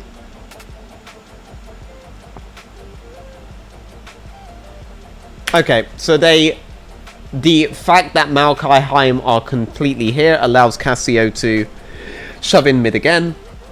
Off this, they do something aggressive again. They have enabled Kled to just keep going. Kled has not recalled off of his kill. He has not capitalized on his kill at all. He's continued to go for plates. He's continued to go for minions. Now he actually needs to be escorted. But you can afford on the next wave to have a lean towards topside because the Drake isn't up yet. If you lean topside and let Kled recall, and then Kled will still be on the map for the Drake, and you will be on the map to contest midway for the Drake, and you will be able to get priority for the Drake anyway.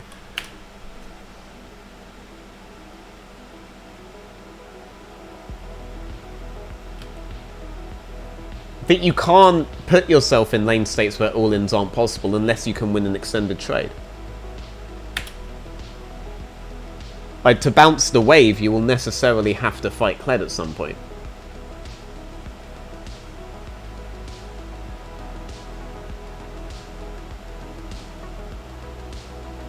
Okay, Herald drop mid, right? We've seen this kind of thing a lot, right? Herald for the Drake, right? The Herald gives you the mid priority for the Drake. It's kind of a luxury here. More or less, they just want to make sure they get the Herald down for the plates here on mid.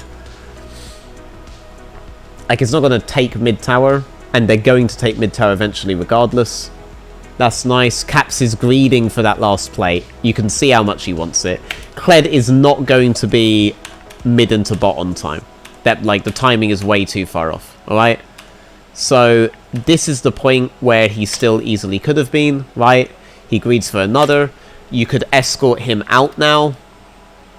Jace chases him to Africa. Gragas, you know, is topside. Gragas could be coming through these brushes. You know this because Gragas cannot be here. You know Gragas didn't go bot side. You know Gragas went towards top. And given that he's not here, and he's not leaning around mid in any way, shape, or form, right? Because of the vision that you have, he has to be around here somewhere. Or in base, so if he's up here, Kled has to keep running, so Jace has that pressure to play with. Yeah, but now Kled just has to catch wave top, because Jace insta-burst the wave, right? But, you know, it's fine, because Niski is just not allowed to play League of Legends the entire goddamn game. Like, he has spent the whole game under tower. And Mad have spent most of their resources defending mid and top. That's what they've done. And the moment Varus Heimerdinger was getting full prior on bot, they have spent that reinforcing the mid onslaught.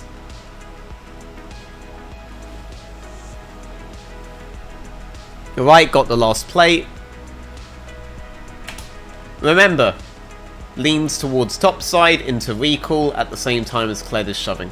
Right? It's just a good habit to have at that point.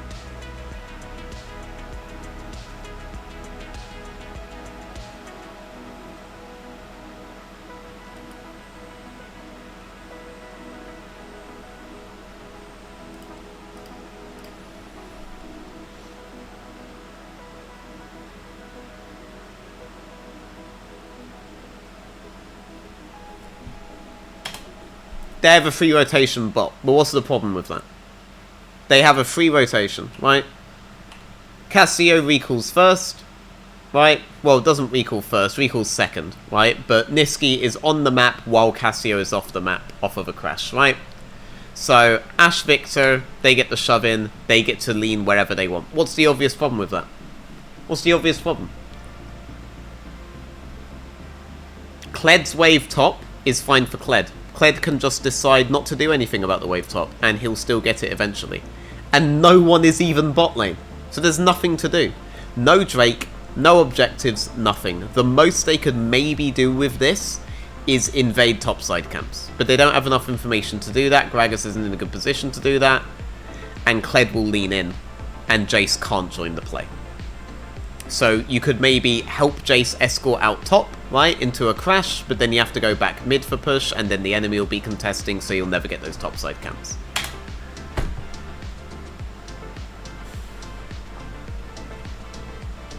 So they spend this time getting a little bit of control.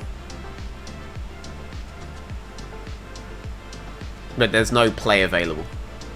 Kled is aware that they could have done anything at this point, so he's just oinking. right? Jace gets the shove out. And Kled resets the wave. This time, Kled moves topside. He gets spotted. He sees Jace. Yep, have fun. Jace knocks back. Broken Blade is kind of begging for a dismount here, to be honest. Alright, the whole time that was happening.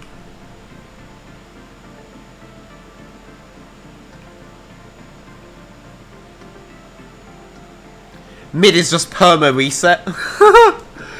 That's all it is. Why is Heimerdinger top?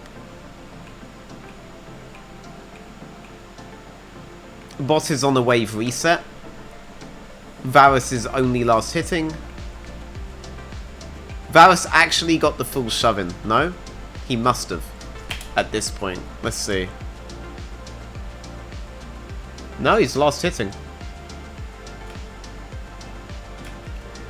Never mind, he got the full shove out. He got the full shove out. He just one-shot the wave. He autoed all of them once and one-shot it. And so now Civ has to do with a wave reset, which means Heimerdinger gets a wave cheated away, which means Heimerdinger doesn't have to be bot for fucking ever, because we're at the stage where champions have this degree of wave control, right? You see how much the game changes once you get the damage to just reset waves whenever you want? The game changes so much.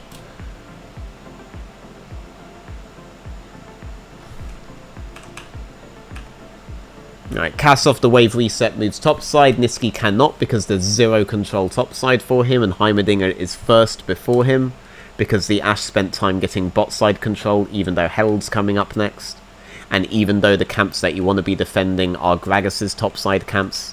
These are all good criticisms, to be honest. Like, off of this one push you have, why would you take control of bot side over top? I think it's just they didn't have a play available, so they just got what they could. And Ashe was just leaning bot off of AFK-ness. Technically, with Sivir's recall being as staggered as it is, Ashe could easily make a play top first. So really, the only thing they would want to do would be fix the wave top for Jace and defend topside camps. Set up to defend topside camps and set up for eventual Herald contest. So I think this is just a bad move by Hilly and Niski. They get topside for free. They being G2. I mean, you don't think Mad's getting topside for free here, do you?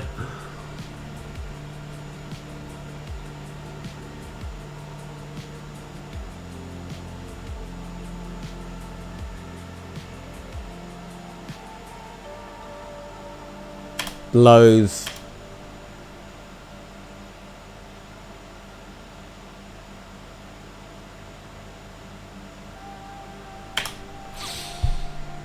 So there are no plate spot, but Sivir will get tower on bot. So that's nice. And she's getting a lot of CS there. Varus.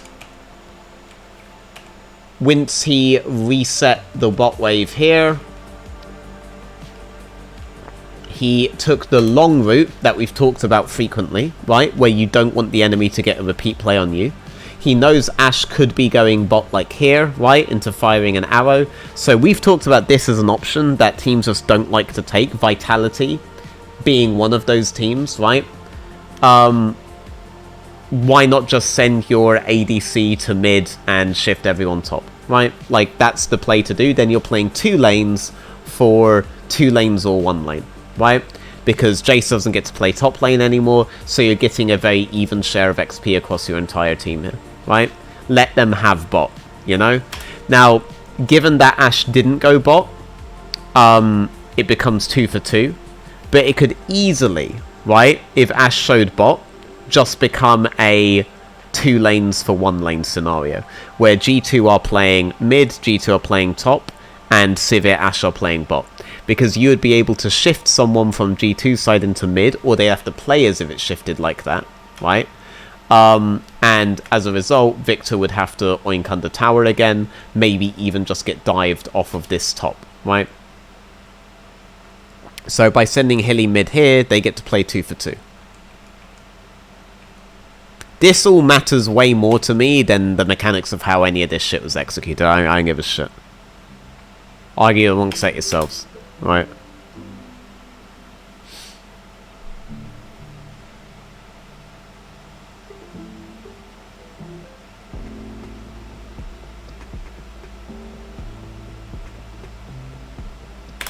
Okay, so they got topside control of the jungle, they got top lane, and they get topside herald, right? Mad Lions made the decision to go for bot side control. That control has been completely uncontested and thus far completely worthless. And with the tempo the herald will give them, they'll be able to take that control back anyway. They aren't even threatened in camps. There are no camps there even. So why Mad went for the control bot side? Fuck knows. It was just a reaction play because they just realized they didn't have an actual play to make on the map, and they just got nervous.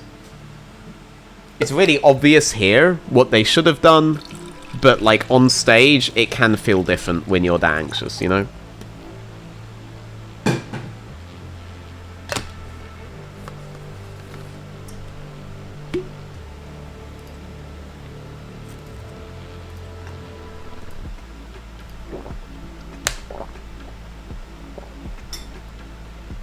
Oh, man.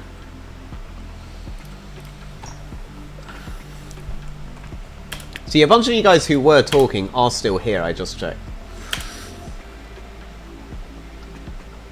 You're just all... I've either made you all fall asleep already, or I'm so entertaining you're just deeply engrossed.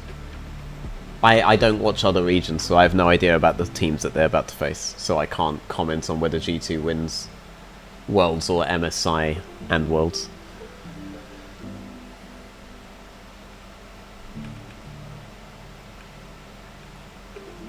Okay, they got tier 2 on bot, tier 2 crash on bot. So Mad at this point of tier 2 crash on bot, right? This is all the topside jungle control we talked about. Elyoya can't even farm his topside camps now, and he has no botside camps to do, or enemy botside camps to trade at that point. You could maybe make the argument that knowing that G2 are full topside here, he could look for a camp spot, but he doesn't know the timings on them, I don't think. I do feel like reasonably you could know that your next play is bot side, but it's just if he's not farming a camp now, he's just oinking, you know? Like, they're in such a shit situation. With the tier 2 crash, these two go mid. Why mid? If you lock Varus in mid now, G2 don't get to leverage their herald for tempo. And if you don't go mid now, G2 will just lob their herald mid and play numbers advantage bot side, and you have lost the map entirely. So this is the least damaging thing to do. ADC support mid is always the least damaging play to make in mid game, right? The reason being that if the enemy has advantage, say from like ADC support on top side into crash, then if they reset and go bot and you reset and go top, you'll be behind them. Say that they crashed here and you crashed there, and your reset's behind, right? You'll be behind them on the next one, so if you play these swaps long enough, you just lose the game eventually over timing. If you go mid and you shove out mid and lean, you stop them pushing. Say that Varus and Heimerdinger were pushing up here, and Ashe, Sivir go mid, or, well, I mean, Varus Heimerdinger were pushing bot. Say Varus Heimerdinger are pushing bot, and Sivir Ashe go mid, then they shove out mid, they lean bot, and you can't hit tower anymore. You understand? So that you have to match them on mid, which means if you're winning playing the side game before, that gets stopped in its tracks, right? You'll still be ahead on tempo, but you won't be able to push it as far as you would have beforehand. So this is always the safest play to make. There's an argument that they were actually fairly ahead on tempo, but with the Herald, if they just go on side and keep playing that, G2 have the option to play mid and side. So have fun.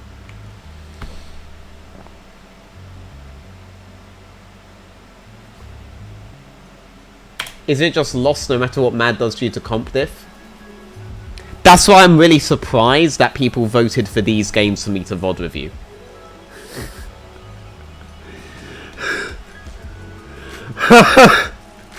Because the game has been over for a while, reimagined, I'm gonna be real.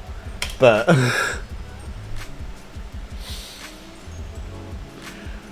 but I am beholden to the democratic procedure.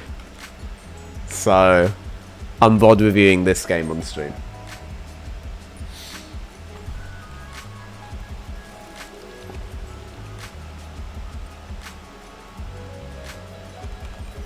Okay. So, Varus goes for the hard reset on mid, right? Do we know... Do I need to explain what I mean by hard reset versus soft reset? I assume we know, but people like Reimagined who only started watching me today maybe need to learn some of my terminology.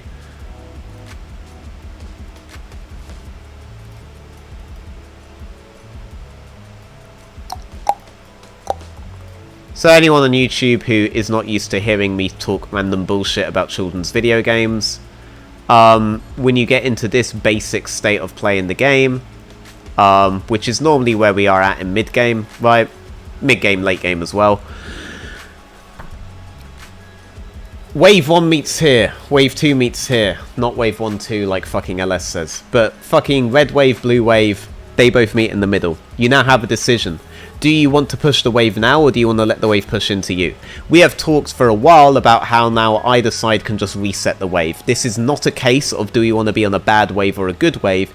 This is a case of do you want to be first into river areas and other side lanes, right?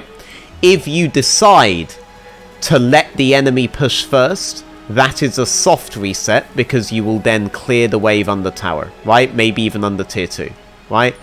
If you decide to be first on the wave, right, and get priority yourself, that is a hard reset.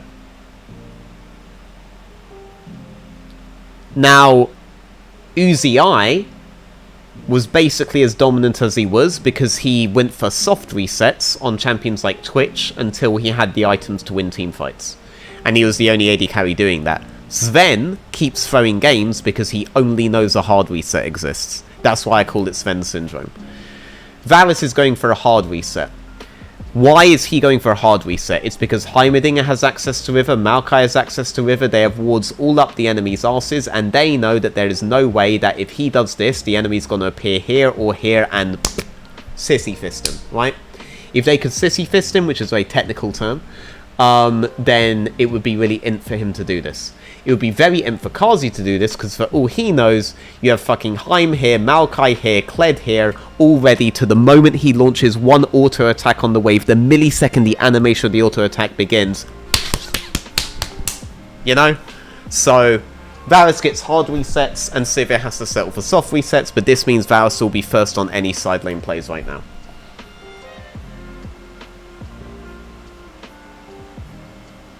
So Varus gets hard reset, Mickey X lets them know who's in charge here.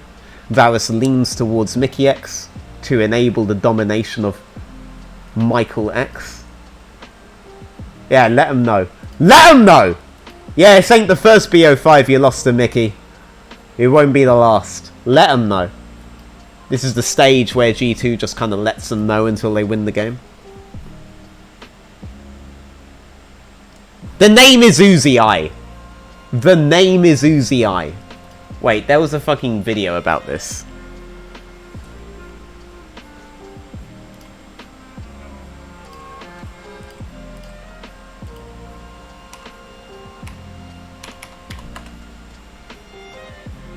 Found it.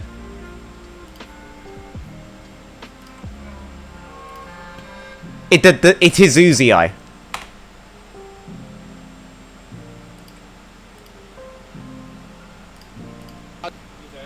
老 UZI， 到 UZI 的位置，因为 UZI 的加入。大家好，我是皇族的 ADC UZI。2014年度 MVP 奖获得者是 UZI 小冉。MVP 得奖是 UZI。UZI 在队伍中的重要性，个人技巧，所在位置的个人能力，多次带领团队逆势翻盘。UZI 在2014全球总决赛决赛上和新队友并肩作战，最终获得亚军，其表现令全世界感到震惊。常常在队伍最需要的时候挺身而出，带领战队取得胜利。在最近进行的 Solo 精英挑战赛荣获冠军，获得年度 MVP， 也属实至名归。恭喜 UZI！ 让我们欢迎狂小狗 UZI。 Okay, we're not going to argue about this again. Alright, it's UZI. Okay?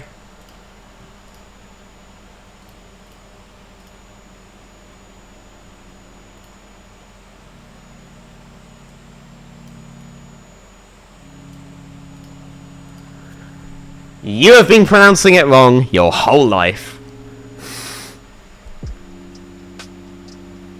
Because Caps is that good in the end.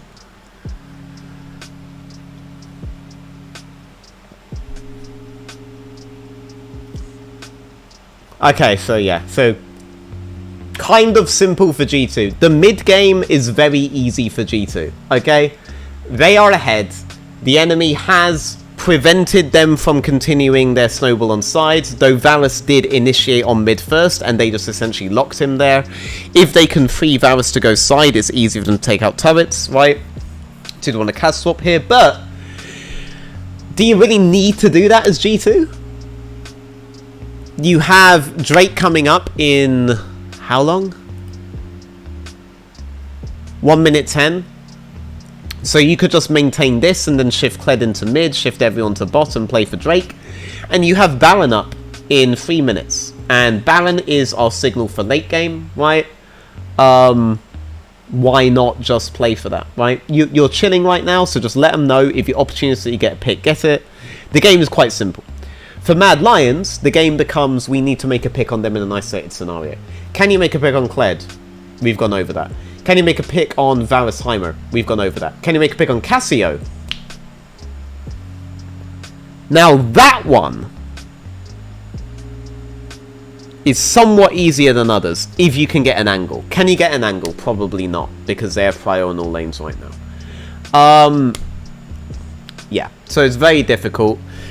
Hans is going for such a hard reset that he barely recognizes the tower exists on mid. But like an Ash Arrow here, followed by like a Gragas bit of burst, or a Jace bit of burst, or Victor burst, that could do something. But none of them can get angles behind them. If you can get an angle behind Cassio, you fuck them up, right? But the only champion here that I think could easily get you that at this point is on the enemy team. It's the Kled, right? I could easily see the Kled get that position. So, fuck it. All they have to do is clear the vision that is in their own jungle and try to make a pick on Michael X or Yike on the Maokai when they go for control, right? That's the best they can hope for. Maybe they get gifted a grouping on mid where they can make a play on the Sven Syndroming Hans Sammer, but it's otherwise very difficult for Mad Lions right now. But those are the conditions they're looking for. I believe I just answered that reimagined, so... Yep, attempts to punish Hans for going for hard reset. Not happening. Not happening. This is what I mean when I say catwalk, by the way. I mean this area. Broken Blade, on the other hand, he finds a flank angle off the top prior, right? Jace is going to progressively lose minions, but actually not that badly. Are we all aware what happens when the tower goes down here? These guys get stronger, right? These minions get stronger, so eventually this will go back to Jace. It will just freeze here for a bit, which is a bit of an issue. Right, they get mid tower off this. You made the pick on Kled, but the most you can hope for is like a dismount if he was closer. He's nowhere near you, so it's actually not going to get anything from that, and like, that's assuming these guys don't exist. These guys do exist. It's like, how do you... What do you do? I'm committed. I'm going to get all the way to the end of the game, which I'm pretty sure is only like a few more minutes. Oh no! Oh man! Oh man! This whole time, Caps is just chilling on bot. Look, he's just grabbing next wave, grabbing tower. They get mid bot tower off this. They grab all the control of bot side, shifting that control they had top into bot side. Why? Because the Drake's about to come up. Take notes, Hillisang, who did the wrong thing earlier on a similar kind of rotation.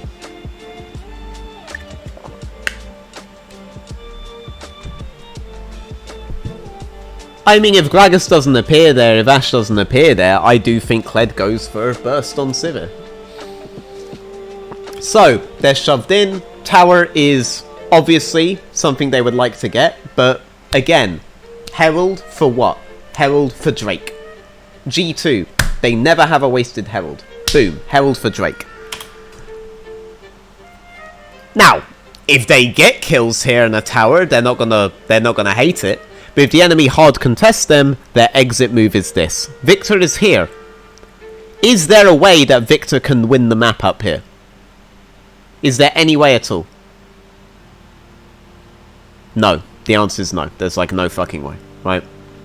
If these guys stay here and Victor stays here, Victor eventually loses. So Victor maybe tries to get like the bounty here and then recall and defend tier 3, but Victor cannot stay here ad infinitum. They have lost the Drake. They probably lose tower. Maybe you can defend tier 3 until Victor and Sivir get to the point where they have a lot of burst, right? And you try to do the play we discussed in draft.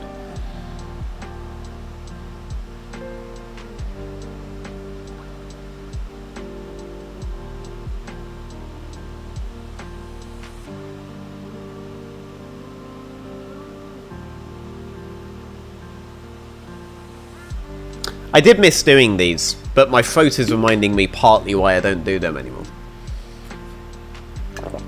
The thing is, I want to get back into this because my Patreon will be loads of these videos. Right? Like, but not just of, like, big LEC games, but also ERL games and stuff. This is the nice thing about coaching is an hour, you know? 1 hour and you're gone. And then I have like an hour break between coaching sessions, you know? Like I do a coaching session, hour break, a coaching session, hour break, a coaching session. That's my work day, you know? Whereas with VODs, I'm on them forever. Alright. Staggered recalls here. Free off the map. Right? Heimerdinger, Maokai, Varus, they're all off the map. Alright? All of Mad is on the map, so is it viable for Cassio Kled to be here and do anything? No. They should be off the map. They really should. If Cassie has nothing to buy, then she needs to be farming jungle camps or farming safely, right? That's why she's leaning all the way over here. If she trades now, unless she just guarantees one-shots them, it's really in. Kled is removing him from the map. That's good.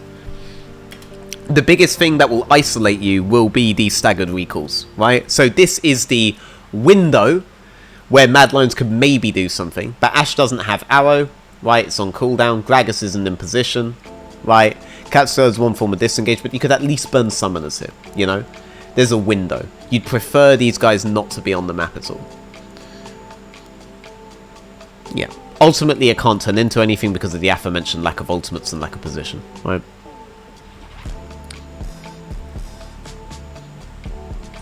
On the map, Kled is still off, but Jace is here, but Jace has TP, so you have to model it as 5 top, so even though you might think Yike looks for something here, you have numbers disadvantage. Varus isn't really on yet at all, Kled is off entirely, right? And you have to model it as Jace could be here at any point. So you'd be at a numbers disadvantage, there's no need to risk something here for it, right?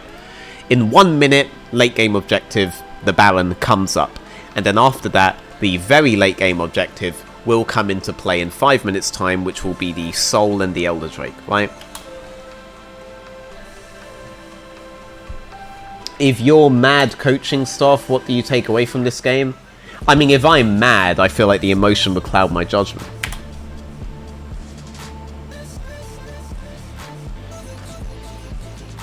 Don't get mad. Oh! So, the isolation eventually happens. Why is Caps walking up with the wave? Because he is a greedy bastard. Alright?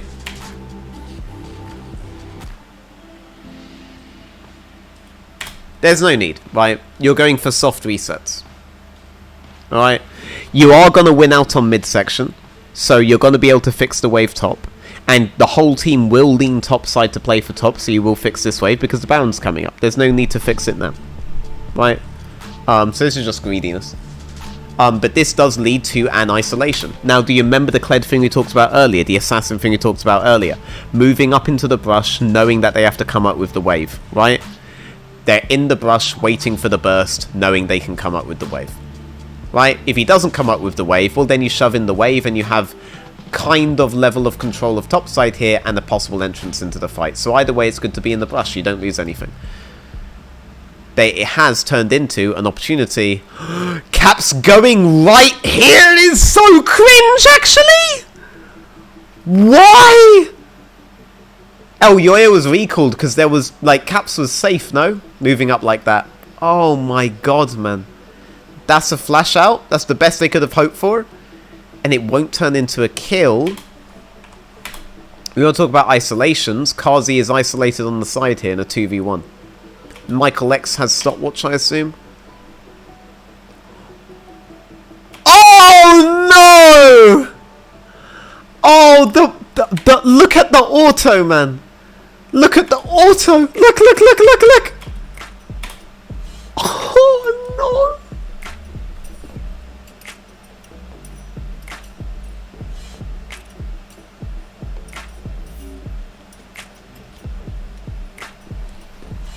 It's pain. It's pain.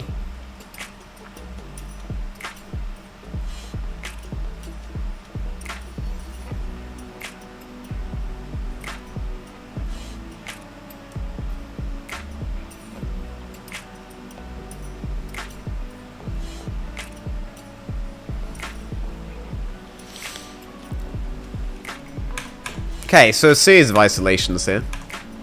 So, Caps isolated first, outplays. Kazi isolated next, 2 behind to outplay. And then here, on the exit, Hans flanks with Yike chasing. Yike, they're basically healing Yike at this point. So, it's a 2v3. Yike stops him. Chasing Niski don't collapse onto Yike. They just keep running. This isolates Elyoya. Now, why did they do that?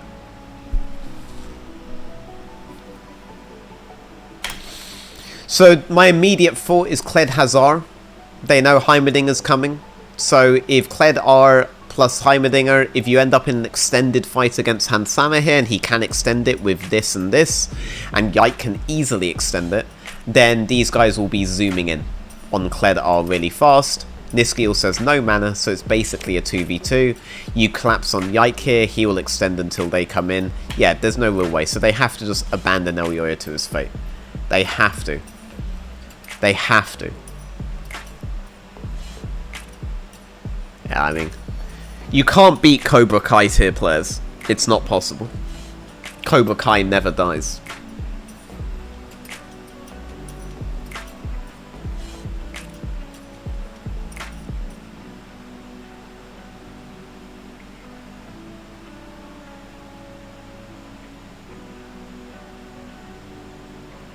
Oh, we got the dismount.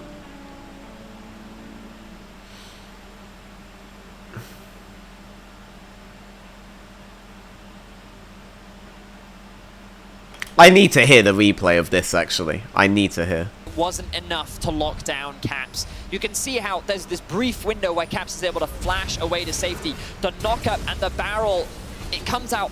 I believe he auto-attacked, and that gave window for Caps to be able to flash away to safety. And then look at this, the 2-man ultimate buys time as well. Kazi's caught out by himself in the river. Mickey flashes away to safety, actually securing that kill as well. And then Cobra Kai never dies, motherfuckers! Thinking he can secure that kill with the ultimate. Not quite enough, and Caps walks away with one. Yike makes sure that it's another, and that ends up being... Fucking hell, man.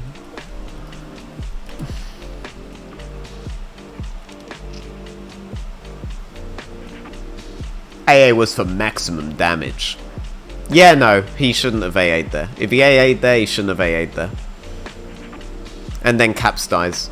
It's still mind-blowing to me that Caps made that error at all. There's just no reason to do that. the move right, I don't even know where he's trying to get to. But yeah, I mean, Caps gets saved by plot armor because Cobra Kai never dies. Did Chasey chose this life, no? Oh, no, Chasey was already up on the wave. Yeah. Nice angle by Caps to get in. Caps, though, like, he has teleport, so it's 5-man top perma. They're able to get wherever they want on top side. Hilly arrow goes wide. Like, I can't speak too much to how they got into this position because of the replay. But this is simply push, river, escort Kled, mid. Like, you'll get escorting Kled and river control at the same time. And then you'll move back mid with Kled. So, look, push this out, lean top. Leaning top gets you control of this, allows Kled to push out top side. Right, see? He pushes out. And now Kled moves back in, and you guys have permission to leave here and go back mid on the next wave. Because mid wave and top wave meet at different times, so you can always stagger like this. However, this game, they just insta-gib Hylissang, so whatever. You don't get to see, you know, the rest of those kinds of moves. But I get to talk about it because you asked a fucking VOD review of a game that's fucking over, like, 15 minutes in max. If that, like, it was kind of over 9 minutes in, but whatever. You chose this life, so...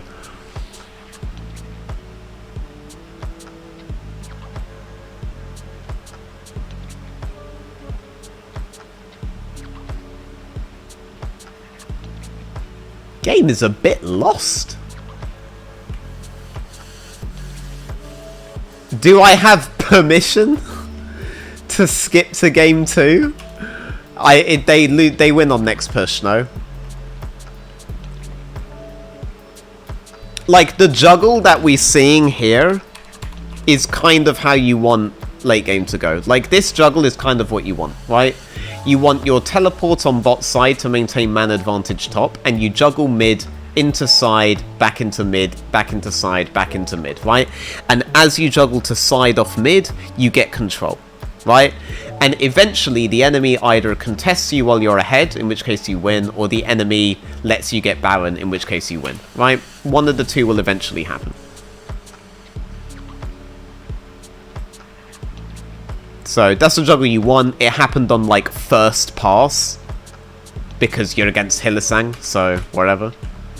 I'm not going to look too much further into that. I can if someone in the comments really wants me to look into how Hylissang died there, but it's an inevitability at this point. I hate when we get to the point in the game where the replays somewhat obscure things, right? We've talked about this kind of positioning and what it means within this VOD, so not going to reintroduce that.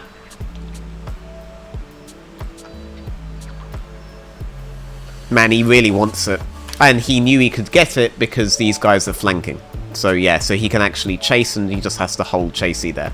Chasey gets past him, but that's fine. That means you have red side there, means you have full prio on mid, means they have to reset, means that these guys are isolated, means you can engage. And they do. Kazi is completely fucked by the decision topside here to go like that, right? Like, they can do whatever they want to Kazi. Caps even fucking uses his TP to flank him. Like, it's just over. Like, Kazi is dead the moment Chasey does this. Chasey Hilly on the wrong side now. You have numbers advantage, so you just play like psychos here. Fuck it, go in. Is there an argument that Kazi shouldn't be hard resetting next wave? Yeah, I think with the situation there, Kazi has to just be, like, doing a jungle camp or something, right? Or helping, or shifting bot side with Gragas to play for jungle here, and just abandoning this, right? I think you just lean bot side, get some degree of control, and then get a soft reset on the wave. Yeah, I don't think Kazi should be here. See, I almost lazily went past that.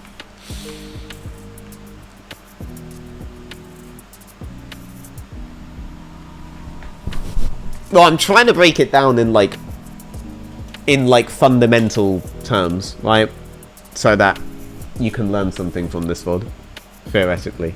If I am just confusing you, then just let me know and I'll go over anything you think I'm confusing you with. But I'm really trying to be as basic as possible.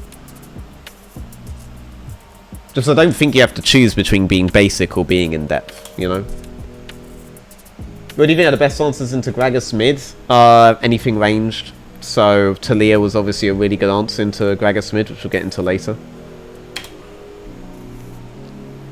Now Gragas is really good into melee champions that he can burst. Range champions that he cannot burst suck. So Talia is really, really good into him, right?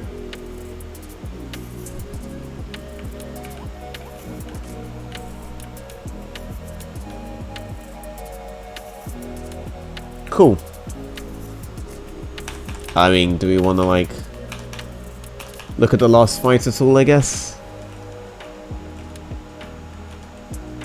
I mean, Mad Lions are making the mistake of existing here.